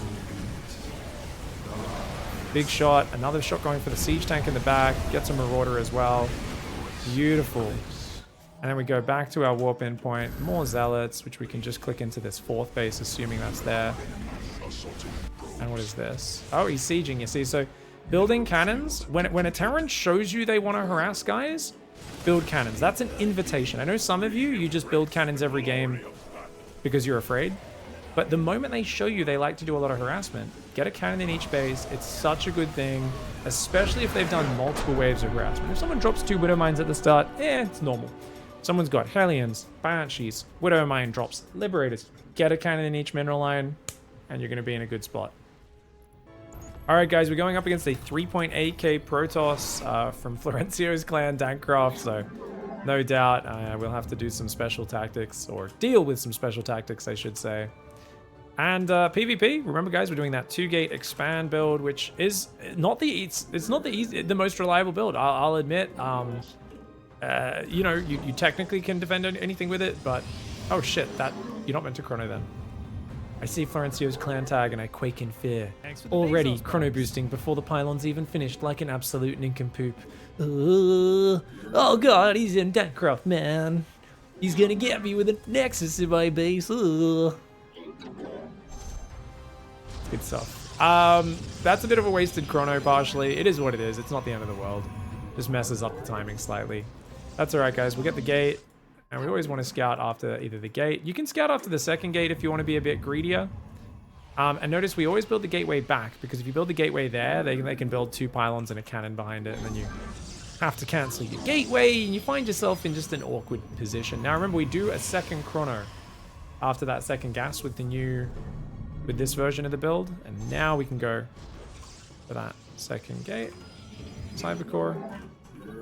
Probe comes in, looks like a pretty standard scout. We're not going to blind counter by looking for cannon rush or anything like that. Appreciate all your hard work. So he's trying to block me putting the Cybercore down. That's alright. Thanks everyone. Thank you so much for the love, guys. Let's get that second pylon today. Alright, what do we got on the other side of the map, guys? This looks like a 1-gate expand build. Notice he's only got 1 gas, and the Cybercore's down later than mine. So, there should be a Nexus. And indeed there is. Okay, cool. So we'll just scout back around the main just to check what's going on, but it should be pretty standard. Okay, we take that, we rally to the last gas, and remember, 2 stalkers, and we build a pylon on the low ground, okay guys? Yeah, it looks like a very standard build, so we can just go home. 2 stalkers, warp gate starts up, we're a little dry on the gas for a second, but that's okay. We'll bring this pylon down there. You want it close enough to the Nexus that it will do quick warp-ins, but not too far out front that it can be sniped easily. And this is our guard duty probe, remember. This guy can just go home. And we want to go 2 sentries after the 2 stalkers, right? Oops, I accidentally built another stalker. We want 2 sentries. So he's trying to be annoying here. Let's grab our stalkers. Ah, so he's going to block my expand, which is annoying. So the sentries, we rally up into the main base, guys. Now, do we build a safety battery? I think this is the matchup for it, right? Let's build the Nexus. Oh my god, thank you. Thank you, guys. Damn. Thank you very much. And keep building Stalkers behind this as well. Thanks for the B2GM. I've been building a shield battery on the natural, guys, rather than in the main. We'll see if that bites me in the butt at some point. But yeah, we're just keeping these guys up here. All right, and we're back to probes. Now that the Nexus is down, you build a shield battery. You get your 5th and 6th gateway units, which are both Stalkers. And then we basically just chill, get a pylon, because I don't have that yet. If there is Oracle, it will kill it will maybe kill a sentry or two, but that's okay. Because we've now got hallucinations. The moment you get that hallucination energy, guys, you want to send that across the map and scout what they're up to. Now, we already saw an expansion, so it's unlikely he can do too much to us, right? But I'm just playing completely stock standard to show you guys, like, this is exactly the same I would play against someone who had done a 2-gate opening as well. We get the Robo. Robo's a little later this game, but that's all right. And what do we see? Twilight Council and a Robo, which means there's no Stargate. The 2nd and 3rd gateway goes down. And lots of probes. So he's actually got a really good economy, guys. So we want to chrono our probes up here. And what we're going to do now is, we all know, F2, we're going to send a Stalker out that side and the Stalker out this side. Why are we doing this? Because if they have a pylon somewhere and they warp in a few Adepts getting into your base can ruin you in this matchup. It's not something you want to have to deal with. So it's very important to be ready for that. I'll get these gases started nice and early, and then we'll go for the 2nd Robo and the Robo Bay, okay? Just keep chronoing the probes for now. Try and catch up, because we saw a lot of probes he had over me. Very important that I make up for that now. We're going to send another hallucination across, see if he's got a 3rd base, see if there's a Dark Shrine or any other tech, and that should be good. These 2 Stalkers didn't find any pylons nearby, so that's good. We can bring them home. And we're getting past that early stage where Stalkers are the best unit, so it's okay to mix in a few Zealots. If you want something to have extra units for safety, but you're not sure exactly which unit, then that's a good way to do it. We're going to build an Observer, send that across. What did we see here, guys? No gases on the 3rd. There's an Immortal, and he's already got a few Zealots. This feels 1, 2, 3, 4, 5, 6. It's an 8-gate charge that all in. Oh my. He's got an Immortal as well, though. Okay. All right, guys. We're trying to chrono boost out a Colossus and a Disruptor. We're making Zealots, and we're going to try and wall off our base a little bit to buy us time. He can bust this wall. Do not get me wrong. We're going to move an Observer outside our base. We're in survival mode right now. More batteries. More batteries. More pylons back here. Chrono the units. Actually, save energy for battery overcharge is probably the better idea. So, you can see here, we've got force fields as well, so I'm actually going to make a few more sentries. And we're going to put one up here as well, potentially. Okay.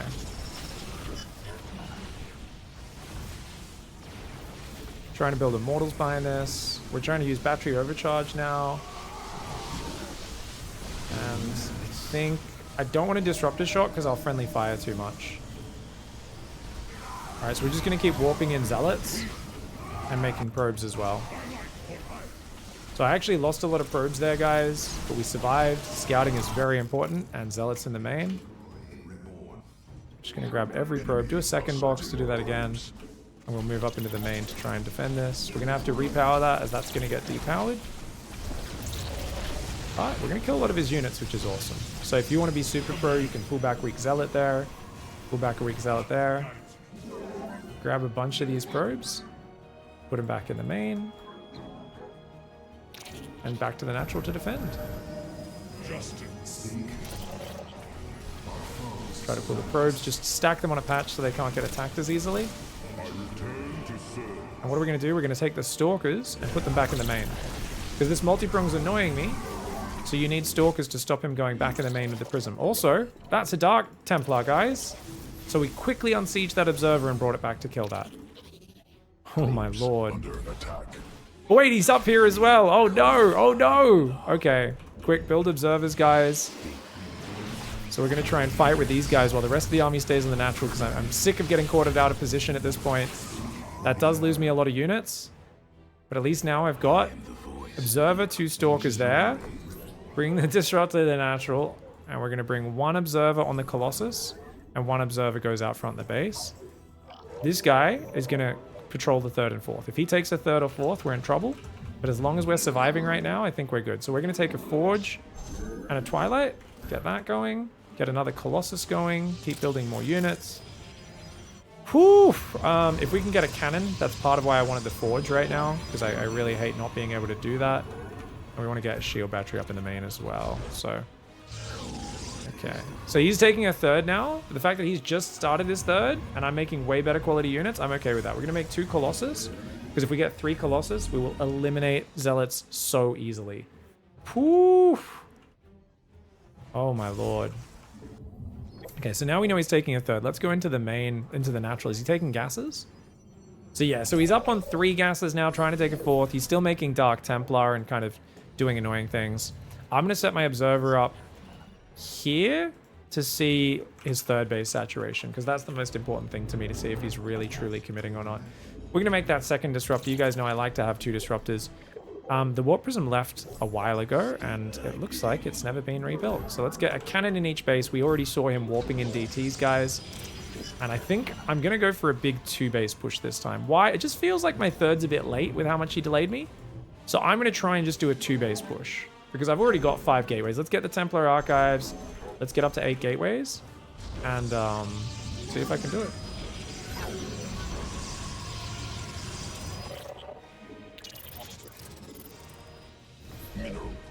Let's check for Zealots on the map as well.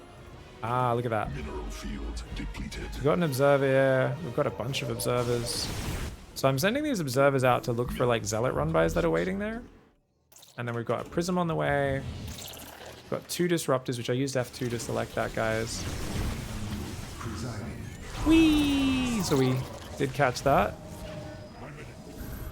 See, so he's trying to do like a base trade style. Remember, this is one of our weaknesses. And people are going to do this, where they don't want to fight the Robo Army head on. So they keep trying to do run-bys. Why am I so patient? Pig, he's 3-base, you're 2, you need to go attack. No, he could be full 3-base, I'd still be happy on 2-base. Why? I'm making better quality units.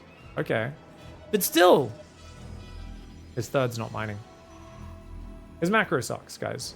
No offense to Defadog. He played a really clever, annoying strategy. I love it. I really love that he played this style. Problem for him is even though he did a very clever, annoying style, he clearly just didn't have the macro follow-up. He could have double expanded and been on 80 probes, and if I'd scouted that, I'd be much more urgent.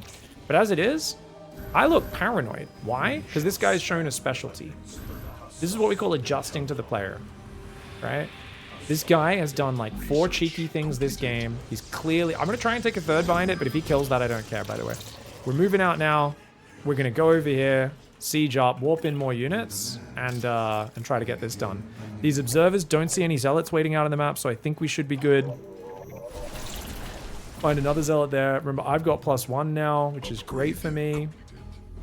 I don't know where his army is, though, so I think his army is, like, nearby. We're going to warp in Zealots. All right, let's go. All right, guys, so we're going to go for it. We got the Disruptors here. A move, and then we get ready for our Disruptors, move forward, and we're going to throw them both on the same spot on the Immortals. Now we got a decent shot. Got a few of my own Zealots there, unfortunately. Let's Guardian Shield here. Now, here's one where we could do this. Notice I moved commanded forwards and then used force fields, but his Archons broke some of them, so he was able to kind of break out. Clever, a little bit of a tricky move for me. Didn't quite work out. So we're just going to kill this base before continuing forwards. And always keeping that army in a ball. Move, A move. Move, A move. Move. Disruptors are ready. Once again, double Disruptor shot on the same spot, guys. Probably could have spread those out. I think in general, spreading out's a good idea. GG. GG, well played. The reason why I didn't do it is I saw the 3 Immortals stacked, and I thought that's a juicy target. Let's click on those bad boys, because that's too, you know, too irresistible. And he actually dodged it, which was really good. So you're going to see I saw these 3 Immortals and like an Archon, and I'm like, oh, if I hit all of those with a double Disruptor, that'll be great. But he actually pulls back a little bit, so we end up hitting an Immortal, hitting a few Immortals. We got 1 or 2 of my own Zealots as well. It was a decent enough shot, but if I just spread them across his army, it causes more problems. Because then he's got to pull more units apart, more stuff gets hit, it just is more chaos.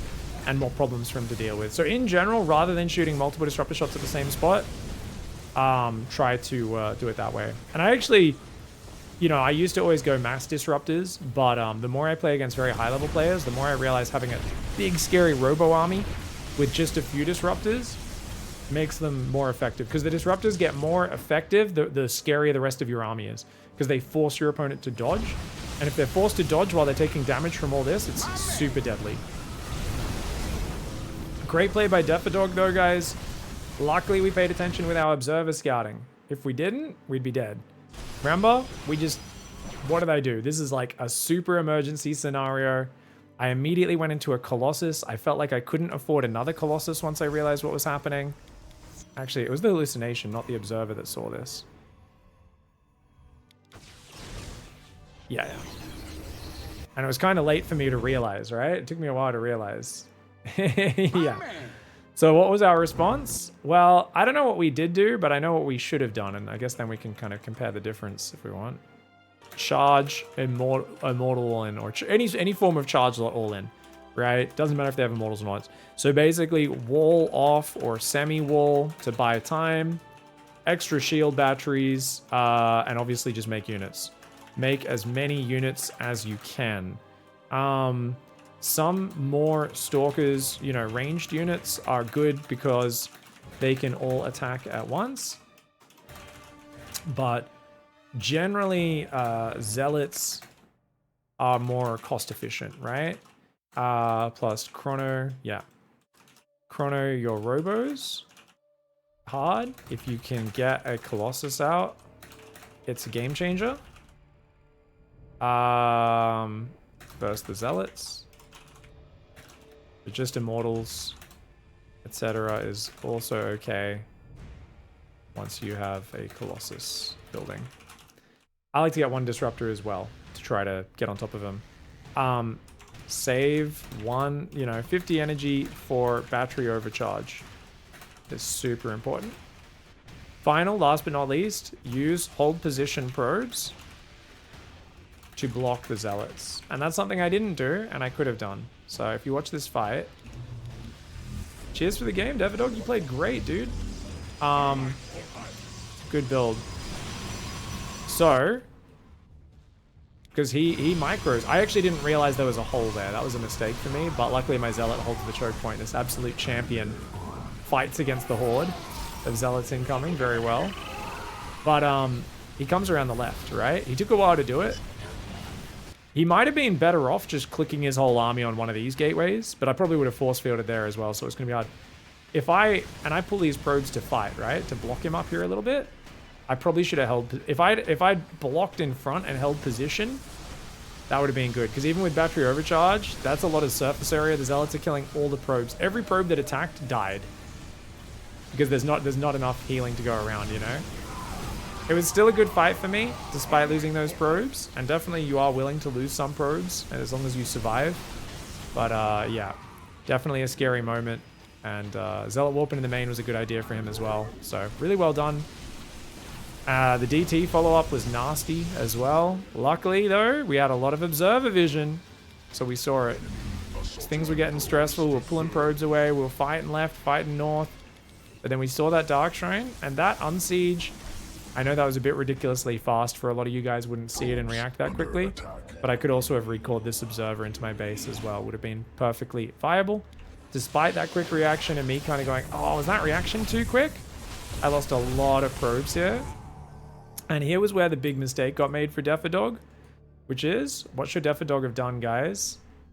Selected the Nexi, held the probe key down, rallied to the third, and gone Nexus, Nexus. And I think if he did that, we would have had a lot of trouble. But you can see he made the mistake of overcomplicating his macro. So what do I mean by overcomplicating his macro? He rallied to gas. And you basically never want to rally to gas because it takes too much APM. So we end up with like all these probes on this gas, all these probes on that gas, and then the probe production is stopped and there's no Nexus building until quite late. So if Defadog had gone double Nexus, queued up 10 probes, and then kept doing Zealot harass and stuff, I'm pretty sure I'm dead in this game. Or not dead, but at least far behind. Because, I'm still trying to recover my workers here on 2 base after all that DT damage. So if Defadog had a bit of a cleaner macro transition here, that would have been really nice. And you can see it's really important to go 2 Nexus. And you might think, well, why 2 Nexus? That's a bit greedy, isn't it? Well, no, because look, your main's already half mined out. So you want 8 of these workers to go to the 3rd. And then you can do it that way. If Defadog wanted to keep it really simple, Defadog could have not even bothered with the gas transition and literally just done nothing, but like got a forge and just made like +1 and just kept making zealots and just gone like 5 bases, 2 gas, and just said, I don't care how many Colossus you get out, I'm going to surround you with zealots. Whenever you move on the map, I'm just going to hit you with like 50 zealots. I just have like maybe 60 probes, not that many, but they're all mining minerals. So it's a crazy big mineral income. And I've just got 12, 14 gates pumping zealots and going ham. That's a simpler way to do it. But I definitely think if he transitioned a bit quicker, we could have had some problems. Beautiful build by Defadog. Very frustrating, hard to deal with. And solid stuff. GG, well played, man. That was really well done. All right, ladies and gents, we've got a Zerg player on Ratuset Station, a map which is very good to do the greedy builds.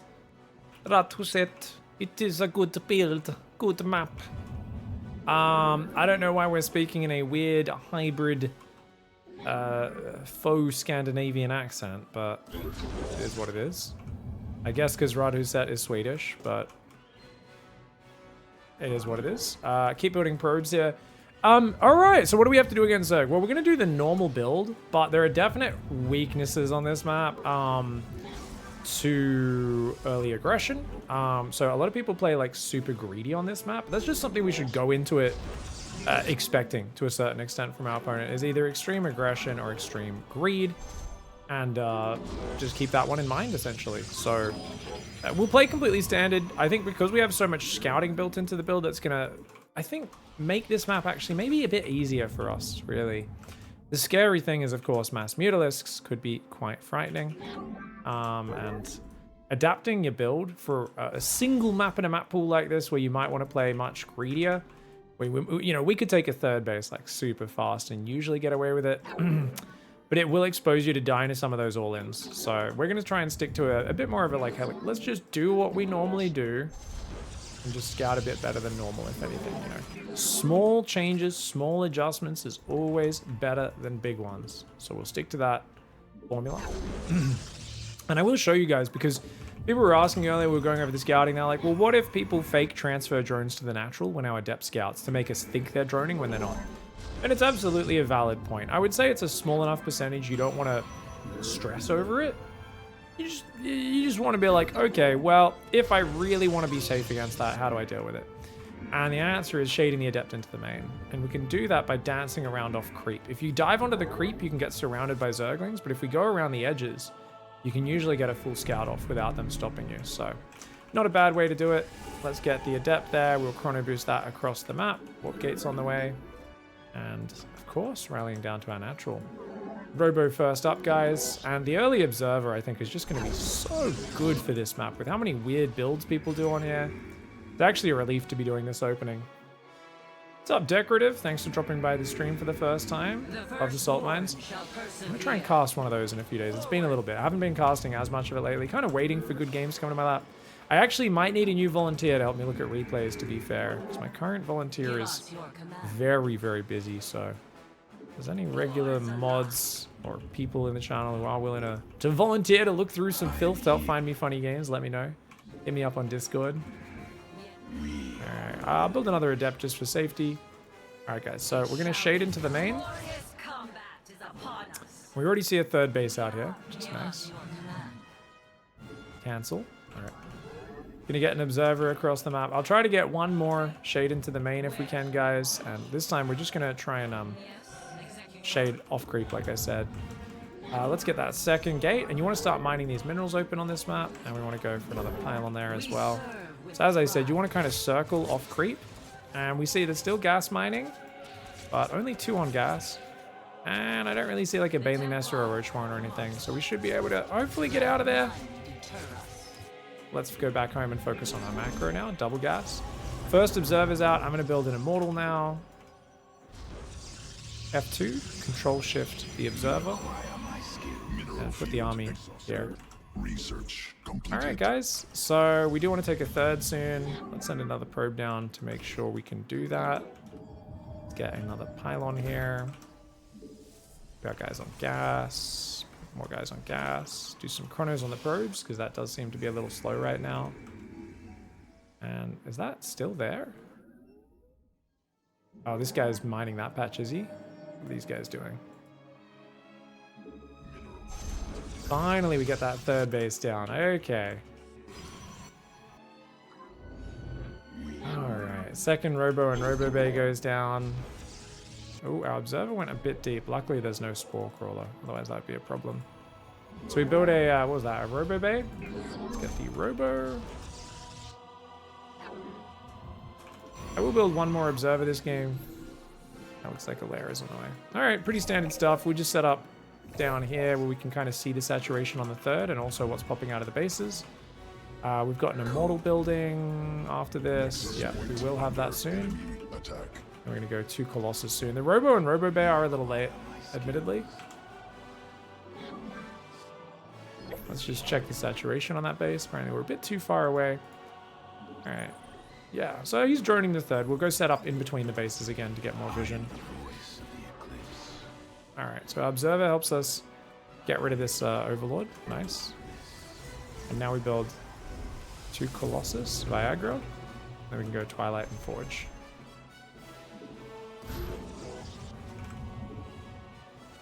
And since we saw lots of drones on his third, now we see, what is this? Double Evo Chamber Roach Horn? Double Evo Chamber, double upgrades is a sign of greed. So we feel very safe. We don't see any signs of, like, if someone's rushing Mutalisks, they're not making double upgrades, right?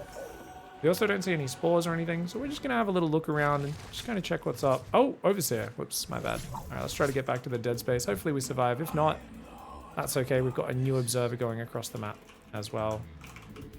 All right, let's put guys on gas here. Put some pylons around the edges, make sure we don't get surprised by anything. And that's going to be a few more probes. Awesome. All right, we've got a Colossus on the way. Charge +1. That's awesome.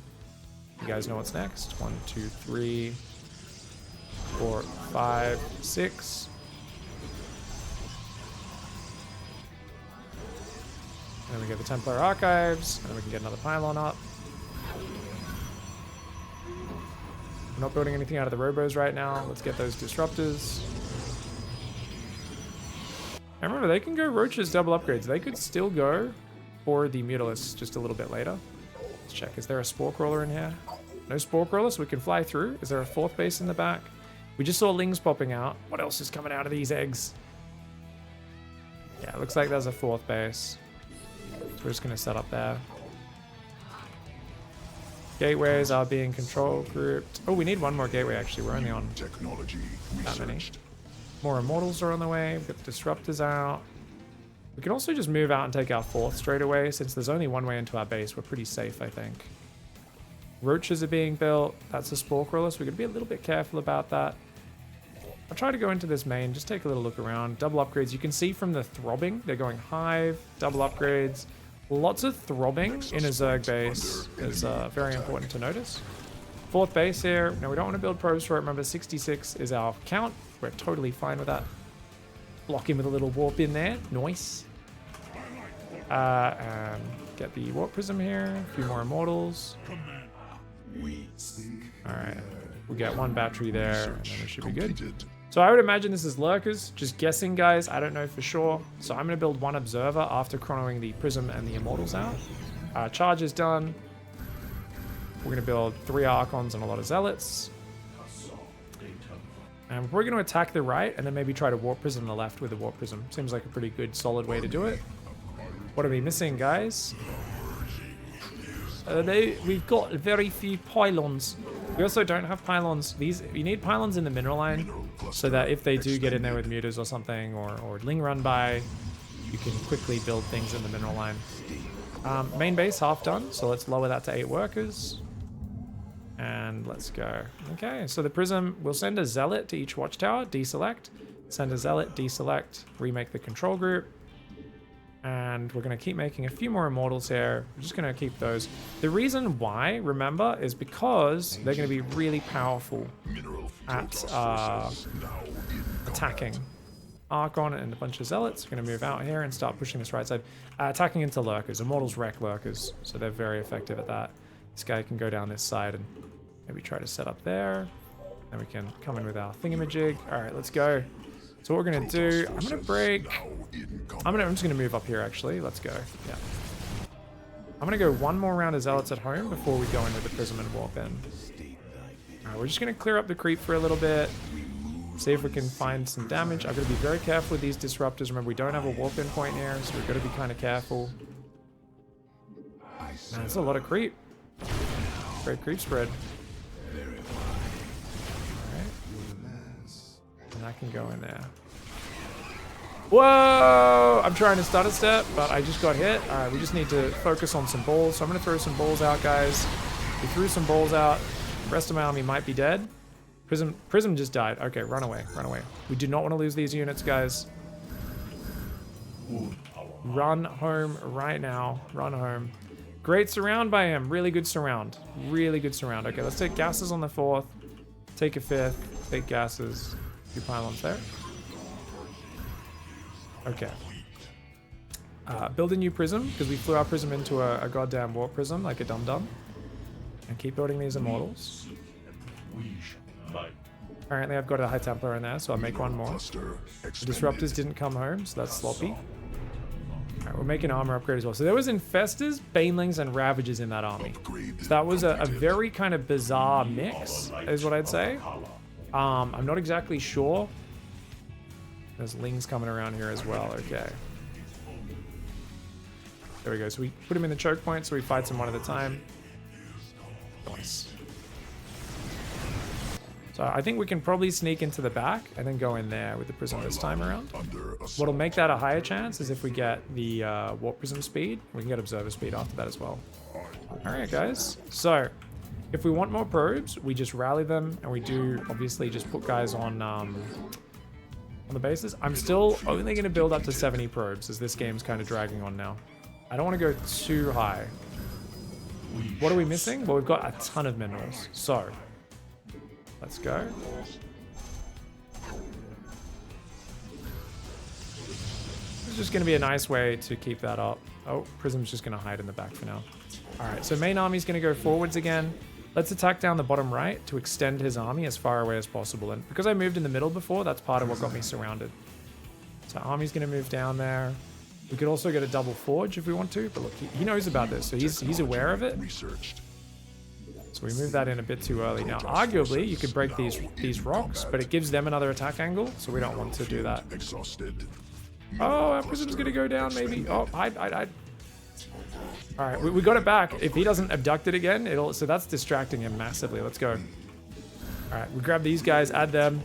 Let's deny this bottom base, and then move up and start clearing the other ones as well. So what we want to do, if he comes in with another big spready of units, is we want to try and spread our stuff out against like the banelings and stuff. So I only see roaches right now, actually. I think we're okay. I think we can just A move. We could try to throw a disruptor shot. He'll probably abduct if we do that. So he's running away. We got a big disruptor shot there. All right, let's go over here to the left. Let's go. Get him. I think I've got too many units. He can only abduct 1 or 2 at a time. So we can just A move. And then we can throw a big ball. And we can go north with that one.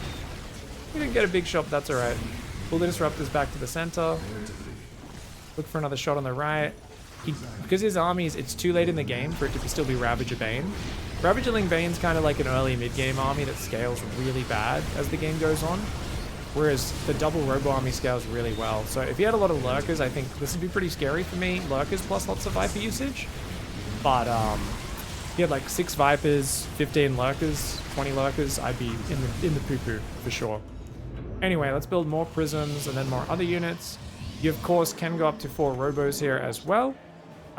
Make sure your gateways are hotkeyed. You can always just select all warp gates and do it that way. And of course, if you do ever want to build more workers, every now and then you just transfer. Put them on gas, and then you're like, oh, I want to go to 70. Okay, just one more probe. Just keep it at 70 and you should be good. Let's warp in Zealots. Just wave it around like a magic wand, add to the army. Alright. That's going to be a great shot. Notice we grab the shot. We always aim it now, guys. We dodge the biles. Bonus points. Mineral field exhausted. You dodge some. You get hit by some. Try to pull back the weaker models. Woo! GG's. GG. Very good army there, man. So, I think because our opponent played a very good economy, it would have been great, but because the army was a bit too low tier, I think it was hard for him to capitalize. Yeah, I think if you're going high, if you want to play lurkers for sure. I think heavy lurker or broodlord. Ultras doesn't work against this, but lurkers, while they aren't great versus disruptor immortal, they are just a good ground unit in large numbers with both upgrades. And Vipers are very good against this army. Now, technically, if you know they're going Vipers, High Templar are the counter. So you want to add Storm and High Templar to your army. And most importantly, you just want to keep those High Templar in front of your army, between them and the Vipers. If you have Observers or preferably an Oracle or something to revelate the Vipers, you can see when they're coming forwards and you can feedback them. And if you can feedback them so they can't abduct, it's really effective. Roaches, though, are a really trash unit, unfortunately, for our opponent, so Roaches just weren't going to be useful. You'll see on a map like this, if like Reyna were to play this map, he would probably play nothing but Zerglings. He'd probably have Roach Tech, maybe a few Roaches if the Protoss is aggressive, but he would basically try to not build Roaches at all, and just play into like maybe Hydraling Bane since Hydras scale a little bit better, or maybe trying to tech straight up to like Neuroparasite, Broodlord, you know, Infestor, or Ultra Infestor Viper, though against obviously Mass Immortal, which I do build a lot of, probably not the best style. But yeah, we can see my first push here. I think it would have been probably better if I pushed along one angle. I kind of gave my army 2M deep on creep a little bit. But let's look at this first fight. So lots of slow Banelings. And yeah, it's actually not a bad fight. Even though I was kind of surprised. You can see just how tanky the Archons and Immortals are and how little damage the Roach Ravager does. And the Disruptor shots, when they finally do come, are pretty big as well. So the units lost tab shows you just how inefficient Roach armies are. Once like this army that I'm building to is a Roach killer. GG's. Alright guys, we've got Abe in here, and we've specifically asked Abe, a 4.1k Zerg, to play Mutas against us because no one's doing Mutas. And turns out when you're playing double Robo, you don't have a lot of stuff that shoots up. Your opponent's going Mutas is something you need to be well versed in. So we have to show you guys how to do this, which is why I am right now focusing on it. So remember, we already talked about it earlier. I think it was like the very first game today. But it ended up just being Corruptors out of the Spire. We didn't actually, you know, we were showing you the scouting and all that sort of stuff. Why no Pylon Scout versus Zerg? Why would you Pylon Scout versus Zerg, I guess would be the question. To block their base? Is that why you're asking, Witch Doctor? You like to block their base? If you want to do that, you can do it, but that doesn't work on every map. So that means you'd need to change your build on big maps like this one, where you'd need to go 13 Pylon on those maps, and then 14 Pylon on smaller maps. That's a bit more complicated than I'd like to teach people. You can have an easier 12 pool response. We've defended plenty of 12 pools very easily, so I don't think it makes a difference. Yeah. Because I still get here before my Nexus goes down, right? Enemy assaulting Bronze. Oh! He just killed me. Well, he's gone hatch first. What a dickhead. But yeah. As long as you see it before, you know, a minute 15, I'd say you're fine. Whoops, we accidentally rallied 2 guys down here. Slight mistake. But if you're like, look, man, I suck against 12 pool, I need that extra time, do it. It's not bad to do that. I would say if you're going to scout early, though, you want to be blocking their base. So if you want a one-size-fits-all build with an early scout, go 13 Pylon every game, which is a slightly different order in the start. So that's a very different way of playing. If you guys really want that, just do that every game versus Zerg so that you can practice it, and that way you can always block most of the early 16 hatchery builds. I guess a lot of people might be playing 15 hatchery these days, though. You won't be able to block those guys unless you send one of your very first probes across, but you do lose a lot of mining, and it slows down your entire build the earlier you send your worker scout. So as you get higher in Diamond and Masters, you just want to be a little bit more you just want to have clear understanding of what you're sacrificing. You're like, oh, okay, my build's like a little slower. Oh, my build's a little better if I delay that scout or skip it because I get a few more minerals. It's not going to change everything in of itself, but it does make a difference. All right, let's just check for expansions here. First of all, guys, with our adept. No third, no worries. Probes queued up. Our stalker's guarding our wall in. No worries. We're going to just, with our first shade, 3 minutes. What are we checking for? Saturation, guys. We've seen a third base as well. Lots of Zerglings, wow. But there were 6 drones there. I think this might be an all-in, but he's just fake transferred workers. We're just going to try to shade in towards that main base, guys. But I just saw a drone coming out, so unless he's really good at faking it, I doubt it. Make an observer. Let's make a gateway. Now, because he already has a lot of dudes, and I want to stay there to be safe, I'm going to build a shield battery. Yeah, because this guy might die. And this is something I'm accepting by staying here with my scouting. Now, at this point, I don't see a follow-up to it, guys, so I think we can just go home. Let's build an immortal. I forgot to build a pylon here. Shit. So, because he had so many Zerglings so early, I really scouted extra. But that's okay. Our observer will go across, scout his third, and see what's going on. Make one more adept just to be safe here. The double gas is up. Alright. Robo Bay into second Robo. Now, if we want to be really technical with taking our third, because remember, I've just been plonking that down. We can actually start to do that. So what we do here is we grab these guys, and we're going to... This is what we call a safety shade. So if they get surrounded by Zerglings, that's okay. They shade to safety.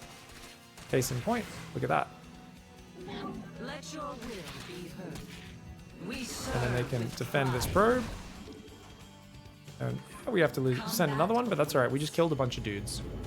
Super worth. Protoss forces now. All right, so we see a lot of drones, but we do lose our observer, which sucks. Get the third base. Let's get the pylon. Now, it'd be really good if we go harass with those adepts as well. I'm not going to do that because I want to put myself in a bit more deep water, show you guys the extent of the build. Jesus, keep clicking on the wrong robo. 2 Colossus on the way, as well as a bit of Viagra. New observer going across the map. And here we go. Okay. So, what do we got? A couple zealots warping in just to be nice and safe. We can get a shield battery in the mineral line. And we can rally to that third base. After the 2 Colossi, Viagra, we want to go Twilight Forge. And losing our observer is really bad, guys. You do not want to do that. If you want to make a sentry to help get some extra scouting, that's a pretty good idea as well. Obviously, I know he's going mutas, but I'm playing as if I don't, and I'm very aware of how hard this is going to make this game, man. Going to make this quite difficult. Okay, so we see a lair, we see gases mining. What do we see on the third? Okay, he's already got gases on his third at 6 minutes. That's pretty early. And it's fully saturated. Wowzers. Okay, so we're going to go up here and try to see what pops out of those hatcheries. Let's get all of our gateways. 1, 2, 3, 4, 5. And Templar Archives. There's Colossus down here. Wait. +1. See an evolution chamber there. Let's try to move up here. Build an immortal. So we can't really see what's happening. We're going to try to... Oh, it's Mutalisks! Okay, well, lucky we know about that. Battery. Double Stargate. Battery. Cannon.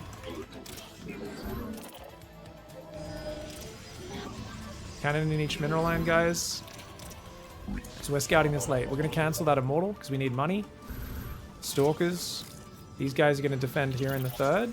We've got these gateways coming up. I need extra pylons on these. If those get depowered, we're dead.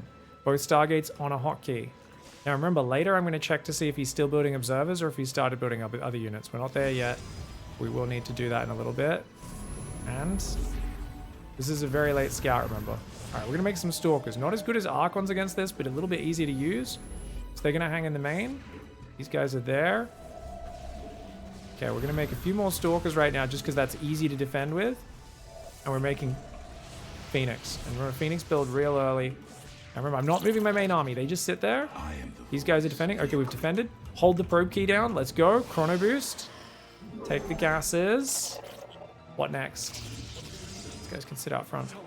Well, we're building Phoenix, right? Phoenix. Okay. Stalkers are there. Phoenix are here. Rally the Stargates to that. What do we see? Is this ground? He's building macro trees. I don't see mutas coming out, but I might have missed it. I'm going to move this observer to the middle of the map as well. Try and see what's going on, okay? All right, keep building Phoenix. Saturate our 3 bases. Let's go. Scouting this late is very bad, guys. It's very bad. Let's go. We've got more Phoenix on the way. This is the same 8 mutas. He's not building more mutas. Okay, we don't need any more of these guys. And you can see how bad Phoenix beat the crap out of Mutalisks, guys. Like, super hard. Okay, so that's all of these guys we need. So, these Stalkers rejoin the main army. Let's try to take a 4th base down the bottom. Take the gases, take the pylons. Let's get more pylons. Let's send guys over to the 4th. We're basically fixing my economy right now.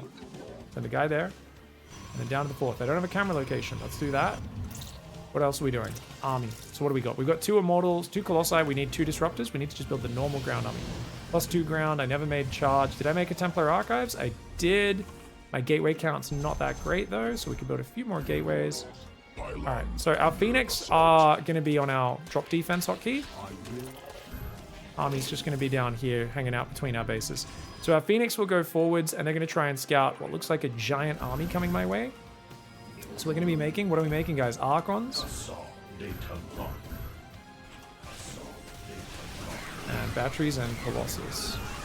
And cannons, sorry.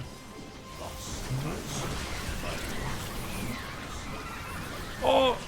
Nice force fields. Not. That's a lot of Zerglings. Okay, guys. Alright, so we've got the Disruptors here. F2, control click the Disruptors. Let's micro around with the Phoenix, have a look around. Maybe we can kill some drones. Alright, so we're going to fly in.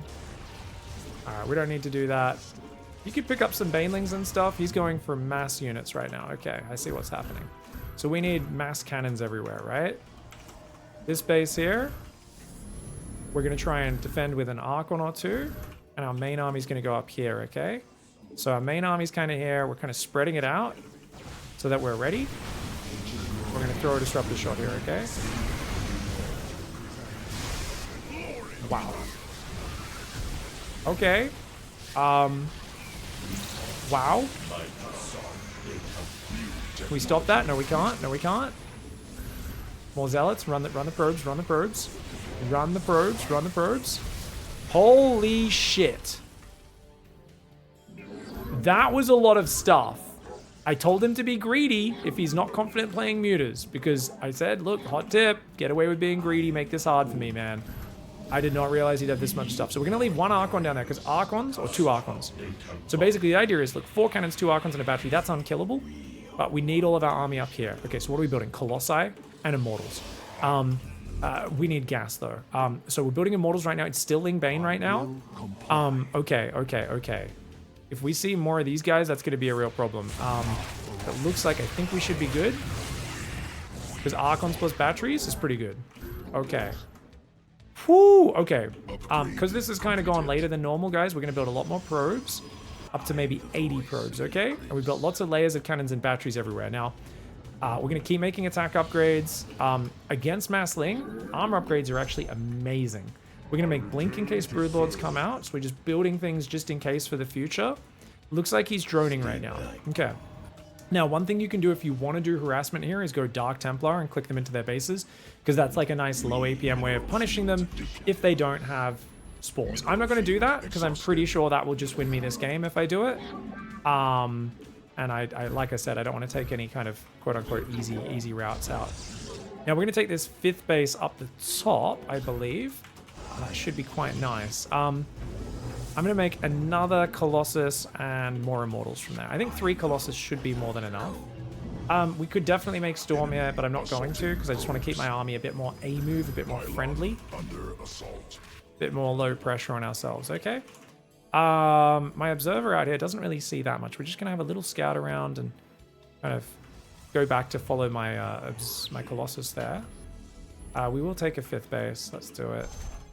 We'll just get 3 cannons and a battery to start, hey? Seems like a good idea. So let's just send a zealot up the top, a zealot over there, zealot to the middle, and a zealot to the very bottom. There's a random baneling here, I love it.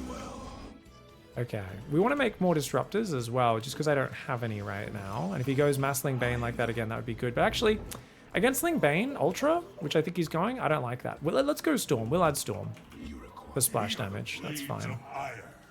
Alright, he's got a giant economy. Let's try and push this. Where is his army at, I wonder, though? I really do wonder where his army is.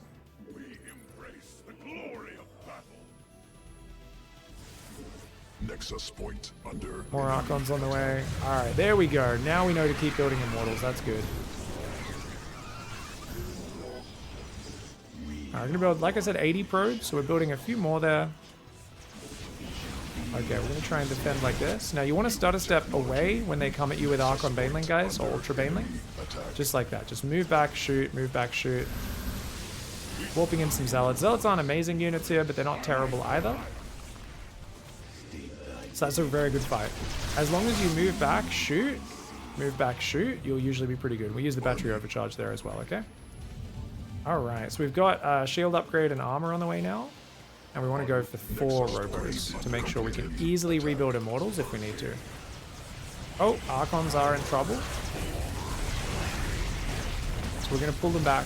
Just a bit of stutter step. That's all you need to do, guys. Alright. I'm going to take these Archons and we're going to counter push. The Phoenix are going to fly to this top base and just pick up workers. Actually, they're going to scout his army. More Archons, more Archons. Could definitely make more units here, but that's alright.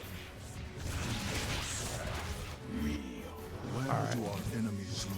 Phoenix will go pick up elsewhere. We're going to try and push him. How many Immortals do we have? We've got like a good count, guys. Because there's no spellcasters, we can just do this all day. Move, shoot, move, shoot, move, shoot. I am eager to strike. If you guys want, you can just go pick up, pick up, pick up. But the main army is the important thing. So let's go. Let's get some High Templar for Storm to deal with Banelings. We'll send some Zealots, just click them in the bottom base like that. And let's keep going. Still got more and more of these guys coming out. Putting observers on the map. Let's see if we can break him with this army now. Just get ready to start a step, guys. Shoot, pull back, shoot, pull back, shoot, pull back, shoot, pull back, shoot, pull back. And then when he turns, we chase him. Oh. Look at that, guys. Alright, we're going to try and push in because he's counterattacking me. Run the probes away. I'm maxed out, which is why I can't warp in units there. Move, shoot, move, shoot. The distraction seems to have worked really well for him. We're going to pull those High Templar away, guys.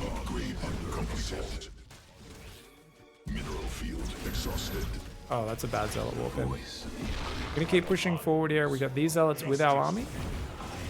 Keep them in a ball if we can. Oh, we got him. Really? I thought he has money. GG, well played. Ooh. So here's the weakness of playing this style without really, really slick scouting. And this is where you could argue a few hallucinations could help us out. Or speed on those observers and already having a second observer earlier, right? GG's.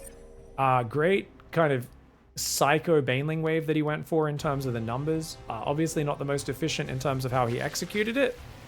So if Abe just came from a few sides, I think this would have been amazing. If there was like, you know, Banes clicking in mineral lines from multiple angles. If he had 20 Banes here, just clicked into the natural. And then just like 50 Banes clicked into this base as well. And like, yeah, could have been pretty slick. But a crazy attack for him. And I love it. I love that he went for a crazy attack. I think that was really cool. I think this was a really fun way to play. I think Ultras is also a pretty easy A-move army. He actually wasn't as greedy as I thought. He's only at 75 drones. This army made me think he was on like 100 drones. But yeah, this is kind of cool. Now obviously that Disruptor shot gets an absolutely stunningly massive hit. This one does as well. Kills my own Colossus, but I'm okay with that. Those Disruptors killed like 50 Banelings before they really hit too much. And then you just want to spread your stuff out and run your probes away against mass Baneling. Now, why is this so hard to stop? It's because I purposefully wasn't reacting to the fact that I already saw Evo chambers, macro hatcheries, and no more Mutalisks joining for a long time. So this was like worst case scenario in many ways. Why was this worst case scenario? Because remember, when did I see the Mutalisks? I saw them when they popped.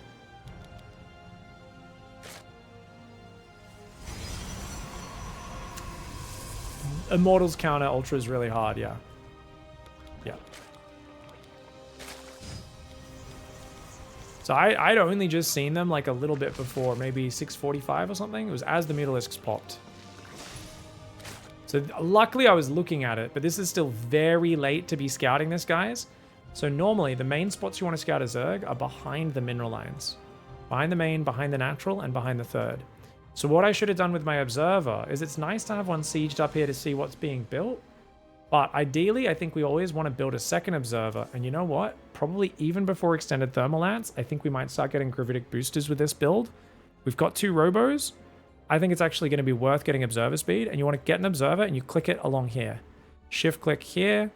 And you go all the way along the edges of the map. And if you can't see too much, you can basically come in a little bit and siege up like here with the observer to make sure you can see pretty much everything. But you're almost always going to spot a spire behind those bases. The spore crawlers and the mineral lines are always a problem because it means we can't just fly through, which is why you want to go along the very edge of the map and you'll actually be looking really, really good. So that's going to be really, really nice. Let's note this down. Observer speed every game in this matchup. Plus always build a second observer at 6 minutes. Send the observer behind all 3 bases to check for spire. I think 6 minutes is a good time because if you're getting in, say, behind the first base at 6 minutes, then that's like a pretty good time to start looking. Now, this is a grossly fast spire in this game. So what are some other tells in this game that should have told me that it's Mutalisks? He has 6 gases. We don't know about the 6th one, but we can assume. So his 3 bases are full. He's got 6 gases. Okay, so that's one thing. What's something else? I haven't seen any roaches. I haven't seen any Zerglings. I've literally seen nothing except the 8lings he built at the start and drones. No tech structures. All the gases are taken. Now, that doesn't mean Mutalisks, but it means what the hell is this guy doing? He's being greedy. We should definitely be a little bit more active with some adepts. And that's something I'm going to be doing a lot more in Diamond Part 2, is actually actively checking as well. Actively checking, actively harassing with pairs of adepts from, after taking 3rd base to find damage plus scout is great. So basically, I think that's something we can really start doing.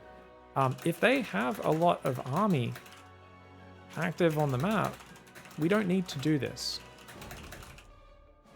But versus Zergs that do nothing but drone, getting over there and scouting plus making them build something other than workers is super important.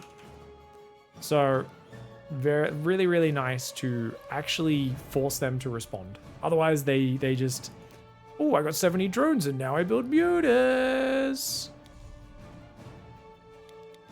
So we scouted them pretty late, but what was our response? Remember, we saw the mutas, guys. We built a shield battery in each mineral line.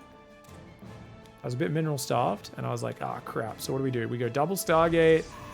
We get a shield battery in a cannon in each base as well. Remember, if I scouted that spire when it was halfway done, I don't need the cannons and batteries. I would still probably build the battery, but I don't need the cannons and I don't need the Stalker Warpins. Because a Stargate takes about as long as half a spire, and then they have to build the mutas, which takes 24 seconds, and they have to fly across the map, which takes another 30 seconds. So if you scout a spire that's halfway done, if you make 2 Stargates immediately, you can usually chrono out Phoenix to be ready for it, as long as you have a shield battery in each base. Because we scouted this late, I had to make a bunch of crappy Stalkers that I really don't want to use. I have to build cannons in all my bases. And I also paused probing to afford all of this, which set me back a fair bit. I actually had enough minerals here to go back to probing, but I was very busy, so I wasn't focusing on it. Yeah.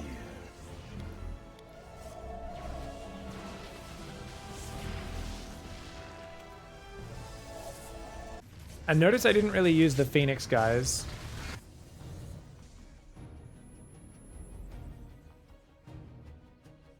Didn't really use the Phoenix much. It was low priority. Yeah.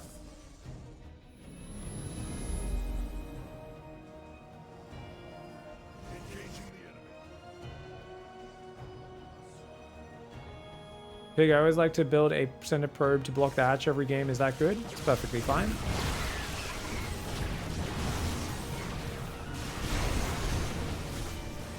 Ain't nothing wrong with blocking their hatch. See pros do it all the time.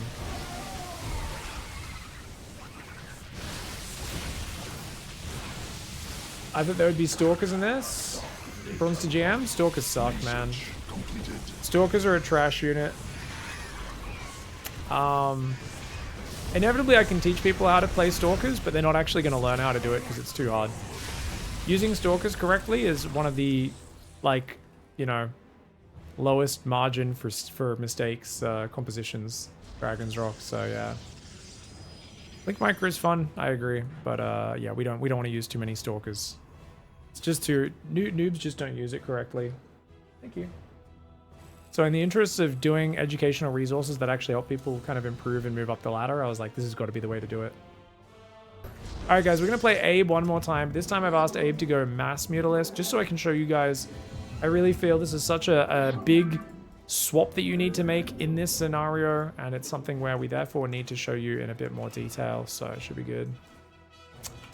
Big, we never see you run cheese strats. I mean, cheese strats are good, but it's not gonna... I can't teach you a cheese that's gonna carry you all the way, like, that's gonna make you a better StarCraft player in the long run and stuff. I mean, if you watch my stream, when I'm not doing Bronze to GM, I cheese people all the time. I do a lot of rushes. I do a lot of dirty builds. Go through my YouTube over the years. There are many dirty builds, man. But, and I'll be doing a bunch more this week, I'm sure. But teaching people dirty builds is usually a little bit redundant. Alright, guys, what do we got? We've got PvZ versus Abe. We're going to play completely stock standard. We don't need to harass him. Oh, he killed my probe last time, didn't he? Wait.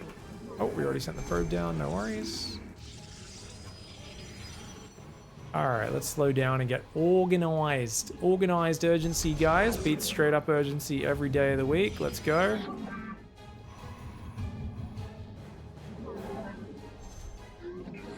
This guy can come in here. Alright. Very nice. Get our second pylon.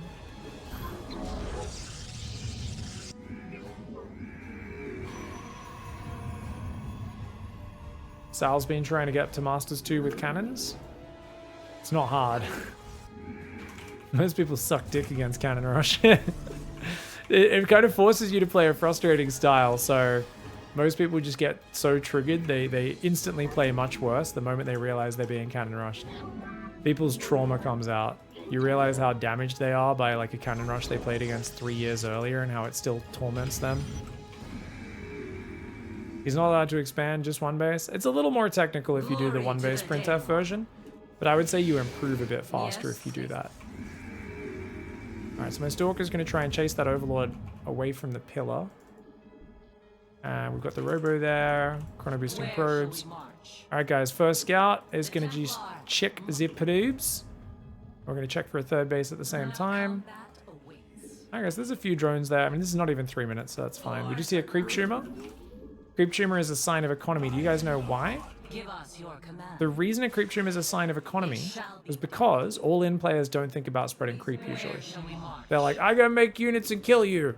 And that's all they think about, right? Alright, more probes. We're gonna build an observer, build a thingamajig, build a pylon. Alright, and now our depth goes in. This is the final scout, guys. Notice we want to try and throw it deep, but the lings do intercept me, so we're gonna run out. So, is he mining gas? And what's coming out of the eggs are the two questions. That's a very fast lair. Okay, that's a very fast layer. So our observer's going to get straight across the map and try to see what's up. Ooh, we do need to wall off, guys. About 3:30 is when link speed finishes. You need to have your wall off up by about now. Shall persevere. Now, we don't know what he's up to, right? We have no idea. But we're going to build a second observer. Robo Bay. Second Robo.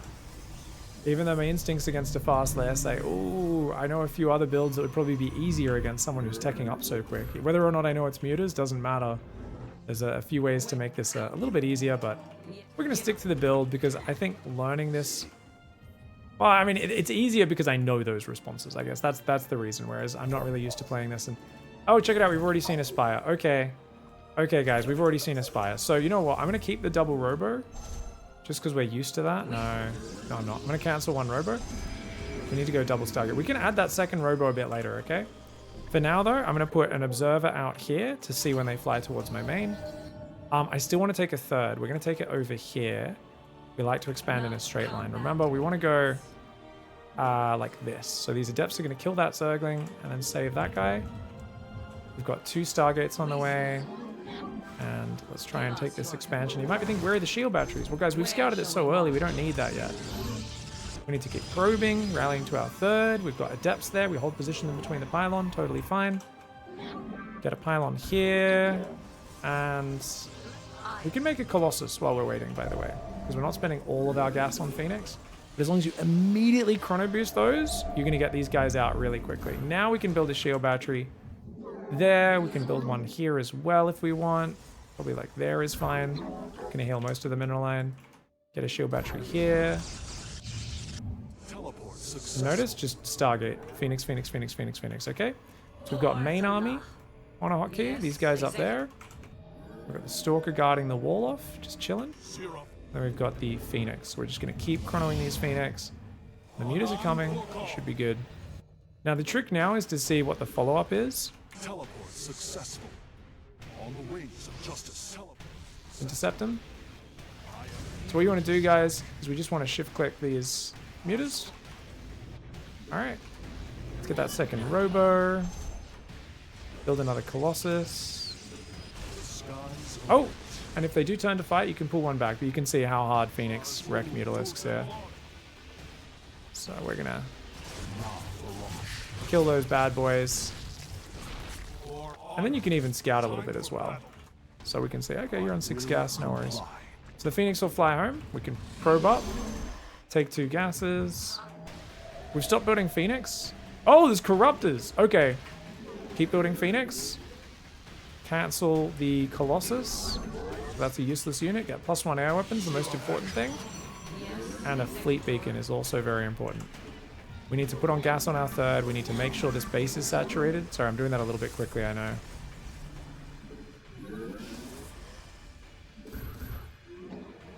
It's that fleet beacon, there we go.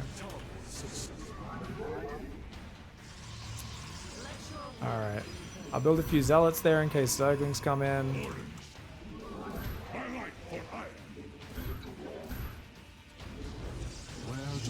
Okay. We just want to keep chronoing that and try to get air weapons to +2 and even +3. The Rotterdam Special, as they call it. We can try to take a 4th base, but it's probably not that important. I'll send the Adepts there, though, just in case. They can defend it from a small pressure. That's just in case we need that in the future. All right. More Phoenix. And remember, sorry, chrono the air upgrades, not the Phoenix, guys. I got to keep remembering that. Oh, hello. So if he starts peeing on something, we'll fight him, but otherwise we're not going to. Okay. Teleport successful. Understood. I am eager to strike. What we can do is you can also go back to the battery and heal up. Whee! Like that. And the thing is, if they ever lose a fight, you get to kill all the Corruptors. And if you see the one losing life like that, you can pull it away. So you use your bottom bar to pull back weak ones is really big. Alright guys, let's get +2. 4th base is up there. So we're taking the gases there. Apparently I don't have a Forge or Twilight yet, so I'll try to make those in case he swaps back into ground. And just so we have the 2 Robo plus the ground setup so that we're ready for it. And what is he building? More corruptors. Okay, so he's building more corruptors. Alright guys, let's get +2 air weapons. He's going attack upgrades, which aren't as good as armor upgrades. Phoenix vs Corruptors is all about getting armor upgrades for the Corruptors and attack upgrades for the Phoenix. Alright. Alright. Phoenix count. We just want to get a crazy Phoenix count, guys. And if we can start building cannons, that would be great. The fact that I haven't been able to yet, it's a little bit crappy. Nexus point under enemy attack. Nexus point under enemy attack. Oh, he's fighting me. Oh, shit. Okay, I wasn't ready for that, guys. So, go back to the battery, potentially. Oh, what did I forget? I forgot onion pulse crystals, guys. He's taking a base down here? What is this? Okay, guys.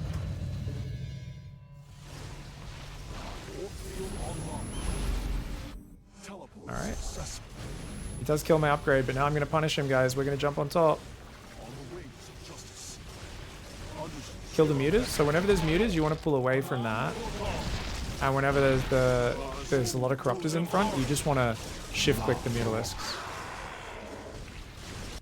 Alright, so my 4th base is up. We've got some cannons. Natural is fine. Main is fine. But I lost my cyber cores, so I've gone 2 cyber cores to make up for it, okay? So we're still just making mass Phoenix right now. But at any point, we can make charge, +1, Templar Archives, and a lot of gateways, and swap into a big ground army. So that could be really big as well. So we're going to fly across. Because we killed all of his stuff, we can probably get in between his rallies now. And that would be really effective. He's going to kill the queen. And then we can jump on top. Because we can move and shoot as well, he can't really run.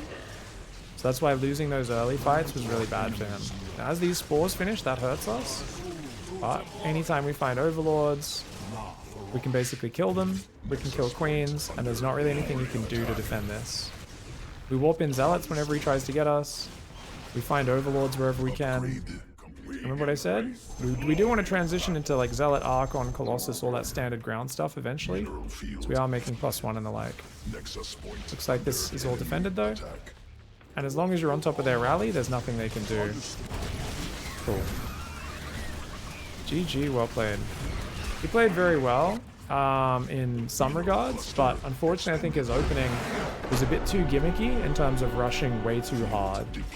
So I think the big problem he made there was that he rushed way too hard, made it really easy for me to see the Spire straight away as well, so I had a lot more warning that time.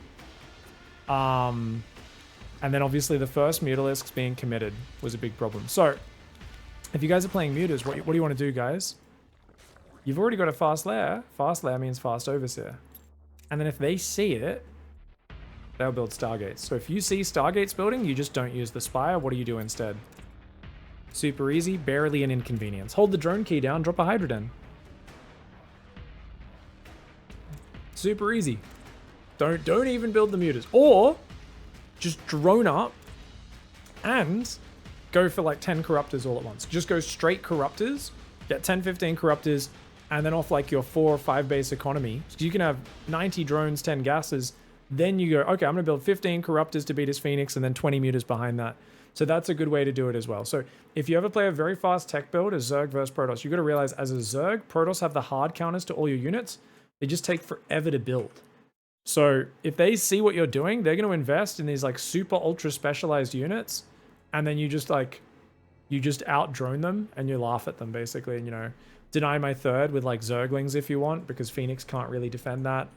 And I'm going to have a lot of problems. All right, guys, let's go. We've got a PvP versus Death Source to close out today's show. Now remember, with the PvP, there's 2 gate expand. You will die to Simorlings. It's going to happen. If your opponent does it really well, they hit like a really crisp 4 gate, sometimes they're just going to kill you. Because even though your hallucination sees that it's coming, you don't really have enough time to get enough units up unless you have really slick micro. And you just got to pay it. Even pros regularly die with expand builds in this matchup. So it's just, it is the way it is. Now remember, I like to chrono a probe or rally a probe over here early for the Cybercore. So we want to make 100% sure that Cybercore starts the moment we can. We do not want that to delay. Okay? So he's going 1 gate, guys. Looks like he might just be doing a 1 gate expand. Oh, he does have interesting. Okay, maybe not. Alright guys, after the Cybercore you get that second pylon. And we want to rally onto the gas and then onto the other one now. His probes disappeared inside my base. And wait. Is this a second gate? Okay, so he's building a second gate. It's kind of late though. Okay, no worries. So let's just scout around our base here, guys. Make sure he's not building a pylon in there. Because I didn't track him. I didn't pay attention to where the probe was. So if there is a probe that goes in your base, normally they circle around for a little bit, but he seems to have just disappeared. Alright guys, we can build 1 more probe if you want. I don't mind going up to about 25, maybe 26 even if you want to build 2 extra probes. We're just looking around making sure there's no pylons. He's not building any units. Guys, my stalkers are almost out. He's not building anything. Is there a nexus? Okay, so we're going to scout because this map could be taking the gold. So I'm going to go scout both gold bases and then I'm going to go scout the purple bases. Behind this, we've got sentries on the way, guys. Our stalkers are going to move out front and just chill for a second. If we want, we could pressure because we saw he wasn't building gateway units, which means he can't attack us right now. So our stalkers are going to go on what I would call a fact-finding mission. Now, you guys know if the UN goes on a fact-finding mission, it's a couple of guys with clipboards. This is an American-style fact-finding mission. We're sending the Navy SEALs in, okay? We're going to find how many bad guys are in this base and see what we can do about it, if you know what I'm saying. All right, because... Okay, so we see an expansion, we see a shield battery. It is just defensive. We're just going to run home now, back off before any more units come out and kill us. No worries. And that's okay. Now, this still could be crazy stuff happening. We don't know. That extra stalker was a little slow to start there. Oh, okay, we do know. Run the probes away. Try to fight. Run. Pull the probes away, I keep control clicking and pulling away as new probes pull out. Control click and doing that. Okay. So he did proxy something. Because I was like, well, this doesn't fully add up, does it? Now, these guys in the main, they're going to chill. And these guys there. So we're going to have a full main base. And now we're going to rally to the natural. And we did lose a lot of guys. Now, let's use a hallucination to see what's going on. And see, did he open up the minerals and hide down there? What happened? Those guys are on a different hotkey to these guys. Okay. So looking for Stargate. I feel like he probably proxied somewhere down here. But I don't know for sure. And look at that. Well positioned there. Nice. He could have just built the Stargate in his main. We don't know for sure. So we kind of scouted most places. Let's go check his base now. Keep probing, and we're going to be building some observers, rallying them forwards. Now, at this point, chronoing probes is vital. We took a lot of damage. Our opponent has a pretty quick expand. We have to get back in position as quickly as possible, okay? So we're going to build 2 observers to get that vision that I love so much. Get another hallucination to go across, and... Oh, it was right outside my base, you cheeky bugger. Alright, I'm just going to warp in 2 stalkers, kill the pylon, and then they can kill the Stargate, and then they can come back and go on my hotkey, okay? Should have known. I was like, where is it? I was like, where did he come from? Right in your face, pig. The last place you'd expect. Alright, so we're scouting right now. Whoa! Whoa, that's a lot of gateways. Charge lot all in, I think, guys. Okay, so guys, we're going to get rid of the observers. We're going to pull back here. Let's build a shield battery there. Another one there. Let's go for an immortal. A few more stalkers and zealots here. I didn't get my Robo Bay yet. Shit. Okay, so still no Robo Bay. I'll still try to build that. And he's going to be annoying because I have a shield battery. That's why I'm ignoring him. But notice he's trying to hit these guys because they're a bit further away from the healing. So he's being a bit of a cheeky D-bag, isn't he? All right, so we're going to keep making zealots and immortals. I'm going to build another shield battery on the high ground just so I have a fallback point there. I'm not going to wall off this time. Even though maybe I should actually. Yeah, let's build a bit of a semi-wall. Remember I did that last time? That was really good for defending. Make 1 more immortal. Now, where are my observers? So we've got 1 here. Let's just make sure we patrol. And then we bring this other one back to see if he comes in. few more zealots here. Remember, even without charge, he's going to charge into me, so I don't really need to worry about closing the distance. And I'm still probing, so I'm still being greedy to a certain extent. Alright. We're going to try and build another shield battery down here as well. Remember, we save the energy for battery overcharge now. Let's make a Colossus, and I want to get that second Robo up as well if I can. So we're going to let these Zealots come in, guys, and then we're going to trap them. So we actually kind of like let his Zealots in. Oh, his Oracle just killed a bunch of guys. That's annoying. We're going to trap him. So if we take the Immortals, shift click those on the Stalkers, and they should kill them really nice. He kills one shield battery, but his whole army goes down. Alright, he's got more Zealots, but we have enough units now. I don't think we really care. And we managed to defend. Another charge all in defended. A bit of a wall off batteries and just make lots of units. This was a weird opening for him. Because his second gate was late and he delayed building units out of them, I knew he was up to something. These were the tells. So let's go through those tells and why I was so focused on scouting this game, because I kept seeing things that did not add up. If you're in Diamond 3, you don't want to focus that much on these things that I'm focusing on. You want to just do your build and nail your build. And as always, when you're learning a new opening like this, like, yeah, you maybe did the 2-gate opening, you're comfortable with it, but if you've been doing the 4-gate a lot from the Platinum episode, you're not going to be as good at the follow-up. So just get the build down, practice against AI at least once a day, and really just focus on doing the build. But once you're really comfortable with it, you want to start paying attention to these details, okay? So keep in mind, don't put the cart before the horse. Get your build order down. Follow the standard progression that I showed in some of the more normal games earlier.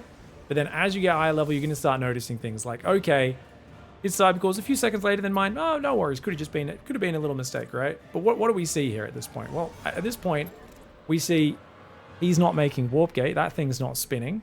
Look at the production tab. Mine's 12 seconds. 15 seconds ago, my Stalker started. His Stalker's just started. He's just started his first unit. See those lights? So he's just started building his first unit. So I'm like, well, where's his minerals? Is it a Nexus? That's why. And I was thinking, well, there's rich gas here, there's rich gas here, gold minerals here, gold minerals here. So I queued up the 2 probes, this guy and this guy, to start searching for that. And I actually forgot about proxy. And I should have been thinking about a proxy as well. And as a result, that did kind of catch me a little bit off guard. So whenever there's any doubt in your mind about what they could be doing, you can always just drop a shield battery at 3 minutes in your main base. If you start the shield battery on 3 minutes, it is always ready for an Oracle, unless they proxy it in the friggin' closest position possible. And I think even then, did he hit before 3:30? Let's check. 3 minutes. Even 3:10 I normally think of as pretty safe, but because he did this so friggin' close, a 3:10 shield battery actually would have been too late. It takes 30 seconds for a shield battery to build. So yeah, we would have needed to start it right on 3 minutes to have a shield battery in the main ready. And if we had that, we wouldn't have taken any damage from this. As it is, we do lose, I think, 5 probes here, which is quite costly, guys. 3. Good focus fire for Death Source. 5. Yeah, he got 5. He does lose the Oracle. He could have got 6 or 7 if his micro was a little bit better. But still, great disruption, great damage. And he's got a Nexus behind it. So he's actually had a pretty good opening. Now, he's a little slow to start kind of queuing up lots of probes behind this. You can see he's like, okay, chrono those probes. Let's go for the next round, which is really nicely done. Now, I split my army, main army here, and then I've got my secondary army up in the main, guys. Sentries and Stalkers there, Stalkers there. I probably should have focused on just scouting his base with the hallucination. If I did that, I would have actually seen the Stargate, funnily enough. But I was looking around. I thought he'd hidden it somewhere on the right side of the map.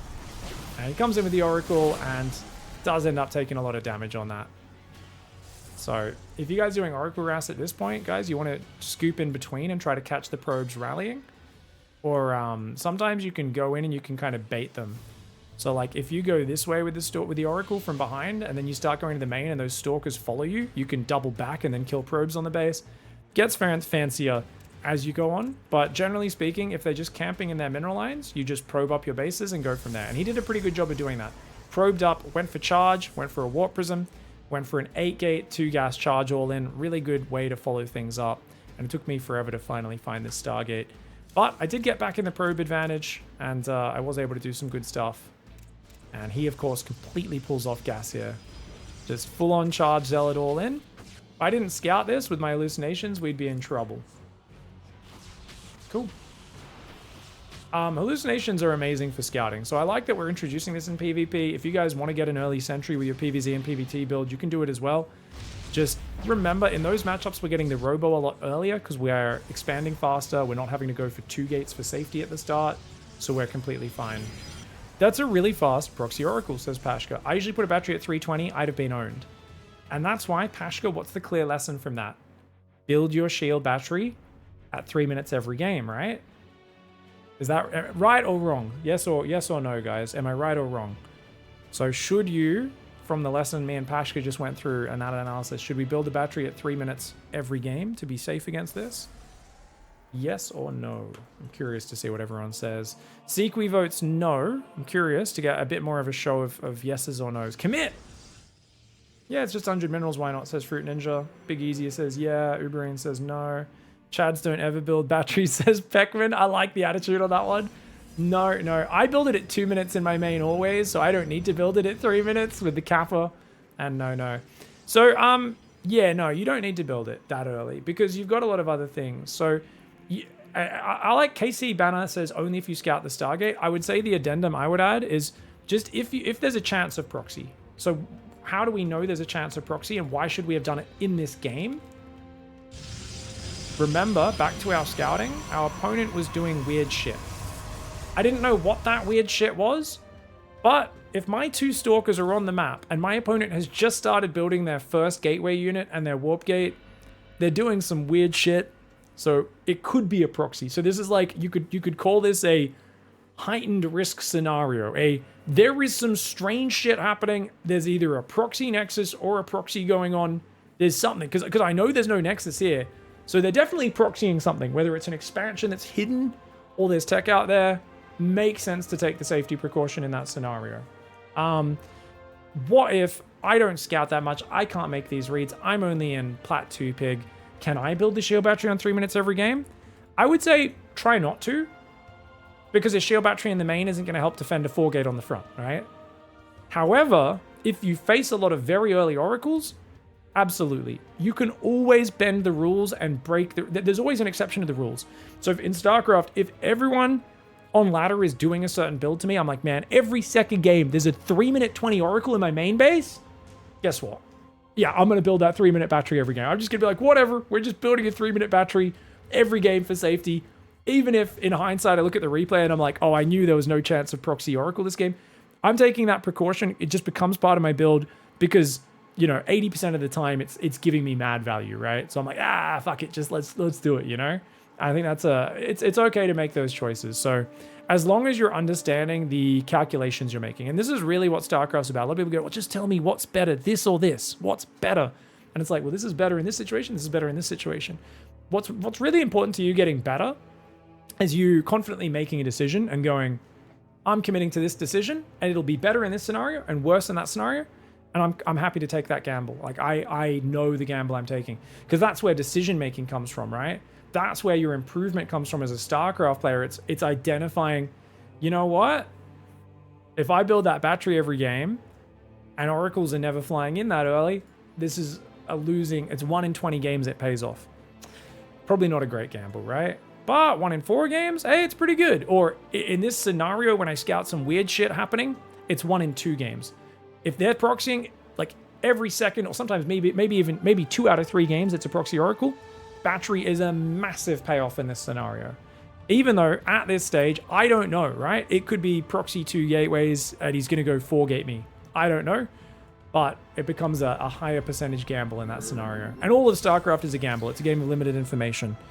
So as much as we don't like that, luck is a factor even when you're Serral. And playing to the odds as well. Yeah. And there's a skill to playing to the odds, which is why poker players and StarCraft players, there's a massive crossover. We have a lot of pro strategy players who've made millions of dollars playing poker. And vice versa, we've seen a lot of pro poker players usually get to Masters or GM in StarCraft.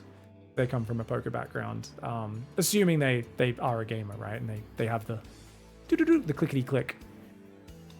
Pig, I basically got to Diamond 2, doing your 2-base Zealot Archon and model in from the last Bronze GM. How can I build on that to get me to the next level? So you're going to need to start challenging yourself with all sorts of little things. Micho, so expect to drop down to Platinum 2, Platinum 3 start with one different build for a different matchup. They're like, all right, I'm learning this PvP build, and that's a big challenge, but I'm going to keep doing the other one that I know for the other two matchups, right? Or something like that. Or if you want to go in the deep end, you can learn a completely different build for all three matchups. But I say start with one new build for the matchup you want to really work on. And then once you're a bit more comfortable with that and you're kind of vibing with it, learn another build for another matchup until you have a specialized build for each matchup. So you can potentially go straight to the diamond part of a bronze to GM, whether this bronze to GM or my last one, and start copying those builds, or you can look at a pro build and kind of make your own version of that. You know, as long as you're people are like obsess over like efficiency and stuff, but you don't need to copy pro builds. You don't need to copy my build orders. You can take my opening and then at 4 minutes on, you're like, well, Pig goes double robo here. I'm going to go fucking in this other direction. And as long as you over time, you know, improve it and get better at it, you'll do really well. But I mean, if you've just been doing a simple push, what are some things you suck at? You're probably not that great at scouting, number one. You're probably pretty shit at harassment and micro and kind of multitasking. So try to start doing some adept pressures or some oracle pressures in the early game. Try to have a bit more back and forth, a bit more interaction. Doing all of that's going to make you a much stronger player. Try to force yourself into more of those situations that you're not as comfortable with, and it's going to be really good for you. I hate to step backwards, but I know it's necessary. Yeah, no. You'll absolutely... The thing is, honestly, so there's two roads, Mucho. There's putting your hand in the fire of learning a new skill and getting worse and dropping down the ladder a bit while you improve at that skill. But if you have your eye focused on the goal at the end and you know, as long as I change the goalpost, it's not win or lose. You're winning as long as you're getting better at those skills, right? I'm learning this new build. I expect to lose my next 20 games. And then you know what? After 10 games, you're already winning. You're like, fuck yeah, I'm exceeding expectations. So it's all about how you frame your expectations going into those games. Then there's the other players who say, fuck that. They lose 2 games. They give up on it. They go back to the one Archon Immortal Zealot push. 3 years later, they're still doing the same Archon Zealot Immortal push. And they're like, you know, StarCraft's not a very fun game. I have no passion for this game. And it's because they've just been stuck in this state of arrested development. Exact same situation for years and years and years. And they just never evolve because they just are afraid to lose. They're unwilling to lose. And if you don't take that step backwards, gaming becomes very boring. So I always think of StarCraft and all competitive gaming as you get good at something, you grind it for a while, you're in that kind of comfort zone, that zen space, and it feels really good. But at a certain point, it becomes repetitive and boring. And you need to basically go, okay, time to become shit again. And you go out of your realm of experience into this whole new set of challenges. And you're kind of shit for a while. And you really have to just, every small victory of just getting your build a little bit better is a big step. And then suddenly, after putting in a few weeks of trial and error and pain and loss and all that stuff, oh, I'm really good at this. And it feels natural. And you're seeing situations and you're automatically knowing how to react to them. And you're comfortably executing things and you're like, ooh, this feels so good, right? And the payoff is so big because you put in that effort. And that is the thing which you can never take away. It's why I always say my favorite video games make me angry. And people who aren't hardcore gamers, they don't really get it. And I go, well, it's because meaning comes from payoff. You guys can look at all the study on meaning and life satisfaction and where people get that kind of like what gives them the biggest rewards in life. And it's always the things that they put the most effort into. You know, people say having kids is great. The secret reason why is because they just have to put a shitload of effort into having kids. So at the end of that, you're like, man, I put so much work into this little fucker. I fucking love it. This was really rewarding. I mean, there's other inherent reasons as well, but you put so much effort and energy into those little fuckers. You damn well know there's gonna be a big. You're like, fucking, I put work into this shit. Fuck yeah. And I think video games are no different. When they challenge you, they're much more satisfying. It's why Dark Souls feels so good. It's why you know, you just get chopped down, killed over and over again. It feels so good when you get it. And it's the same for strategy games, turn-based games. Like if a game doesn't kill me and make me stop and reassess what I'm doing and be a bit critical, the payoff just is never quite there. It just ends up being a bit like, not as fun as it could be, you know? But it's the pain that makes it worth it, right? All right, guys, let's go.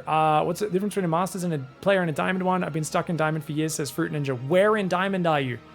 Because a Diamond 3 player is basically a Platinum player. A Diamond 1 player is basically a Masters player. Diamond's such a huge league, dude.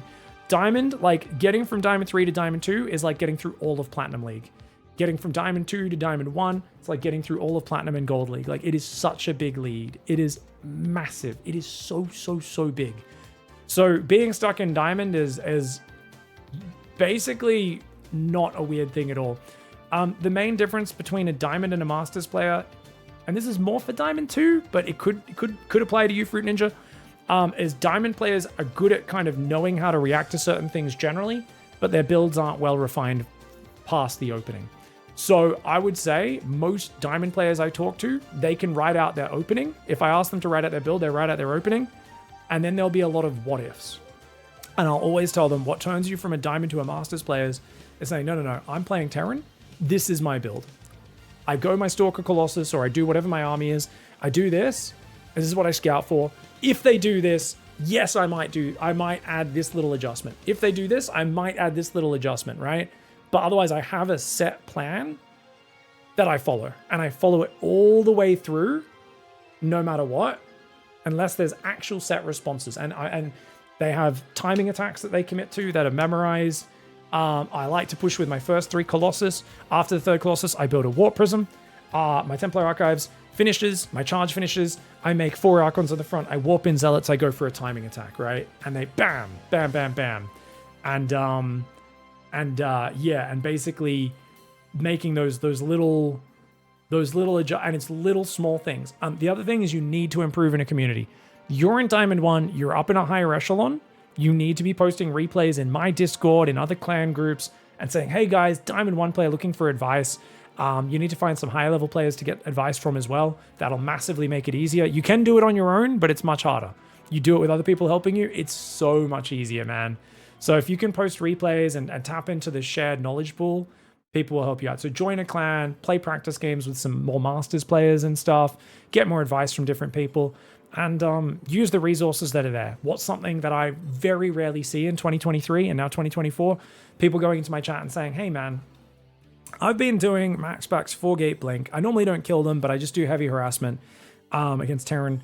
And then I try to go charge Immortal into Colossus Archon, and I look for a 3-base push. Problem is, I always find basically their big stim push, they delay it a little bit because of the 4-Gate Blink, but then they end up hitting when I only have 1 Colossus. I almost always get either overwhelmed on the front, or I split my army's too focused on the front, but then a drop kills me in the back of my base. I can't handle it. They usually anywhere between 7:30 to 8:30, stim 1-1 with biomine. I just cannot handle these pushes. Like, any advice? And then I'd be like, oh fuck, like this is such a detailed question, like, or they're like, Armory Widow Mines keep killing me, man. Like, I really can't figure out how to deal with Mutalisks and PvP. Whatever the question is, posting questions like that in Twitch chat, if someone posts an essay in my Twitch chat, I actually appreciate it if it's focused on details. If someone's going, no, the game's so hard, I tell them to shut the fuck up and I time them out. Because like I'm like, this is not an emotional dumping spot. This is not an emotional garbage dump, my chat. If someone's like, these are my issues, this is what I'm struggling with, they're clearly being a bit introspective, then I love helping them out. And so do a lot of people in the community. So the moment you show a bit of introspective, like, I'm trying to improve, look at how I'm trying to improve, these are the things I'm running into a brick wall with, people like to help you out. The problem most players have with seeking advice is they haven't gone through that introspective self-criticism. So they come out with questions like, fucking Terran, how do I beat him, man? They're so bullshit. And no one wants to help that person because they can tell that person's not gonna, well, number one, it's hard to help them because they've given you no information. Number two, that person's not gonna listen to anything you say. Because what you say is going to be criticism of how they play and things they need to do to improve, and they haven't already taken the first step. And I always say the amount of people out there who are experts at things you guys can get advice off. If you cold email people who you would think would never respond, but if you actually put effort in to kind of show that you're passionate about the thing that they're passionate about and just honestly ask for kind of mentorship type advice, you'd be amazed how many people will respond and give you advice. Most people would just be like, hey, can you just fucking help me, cunt?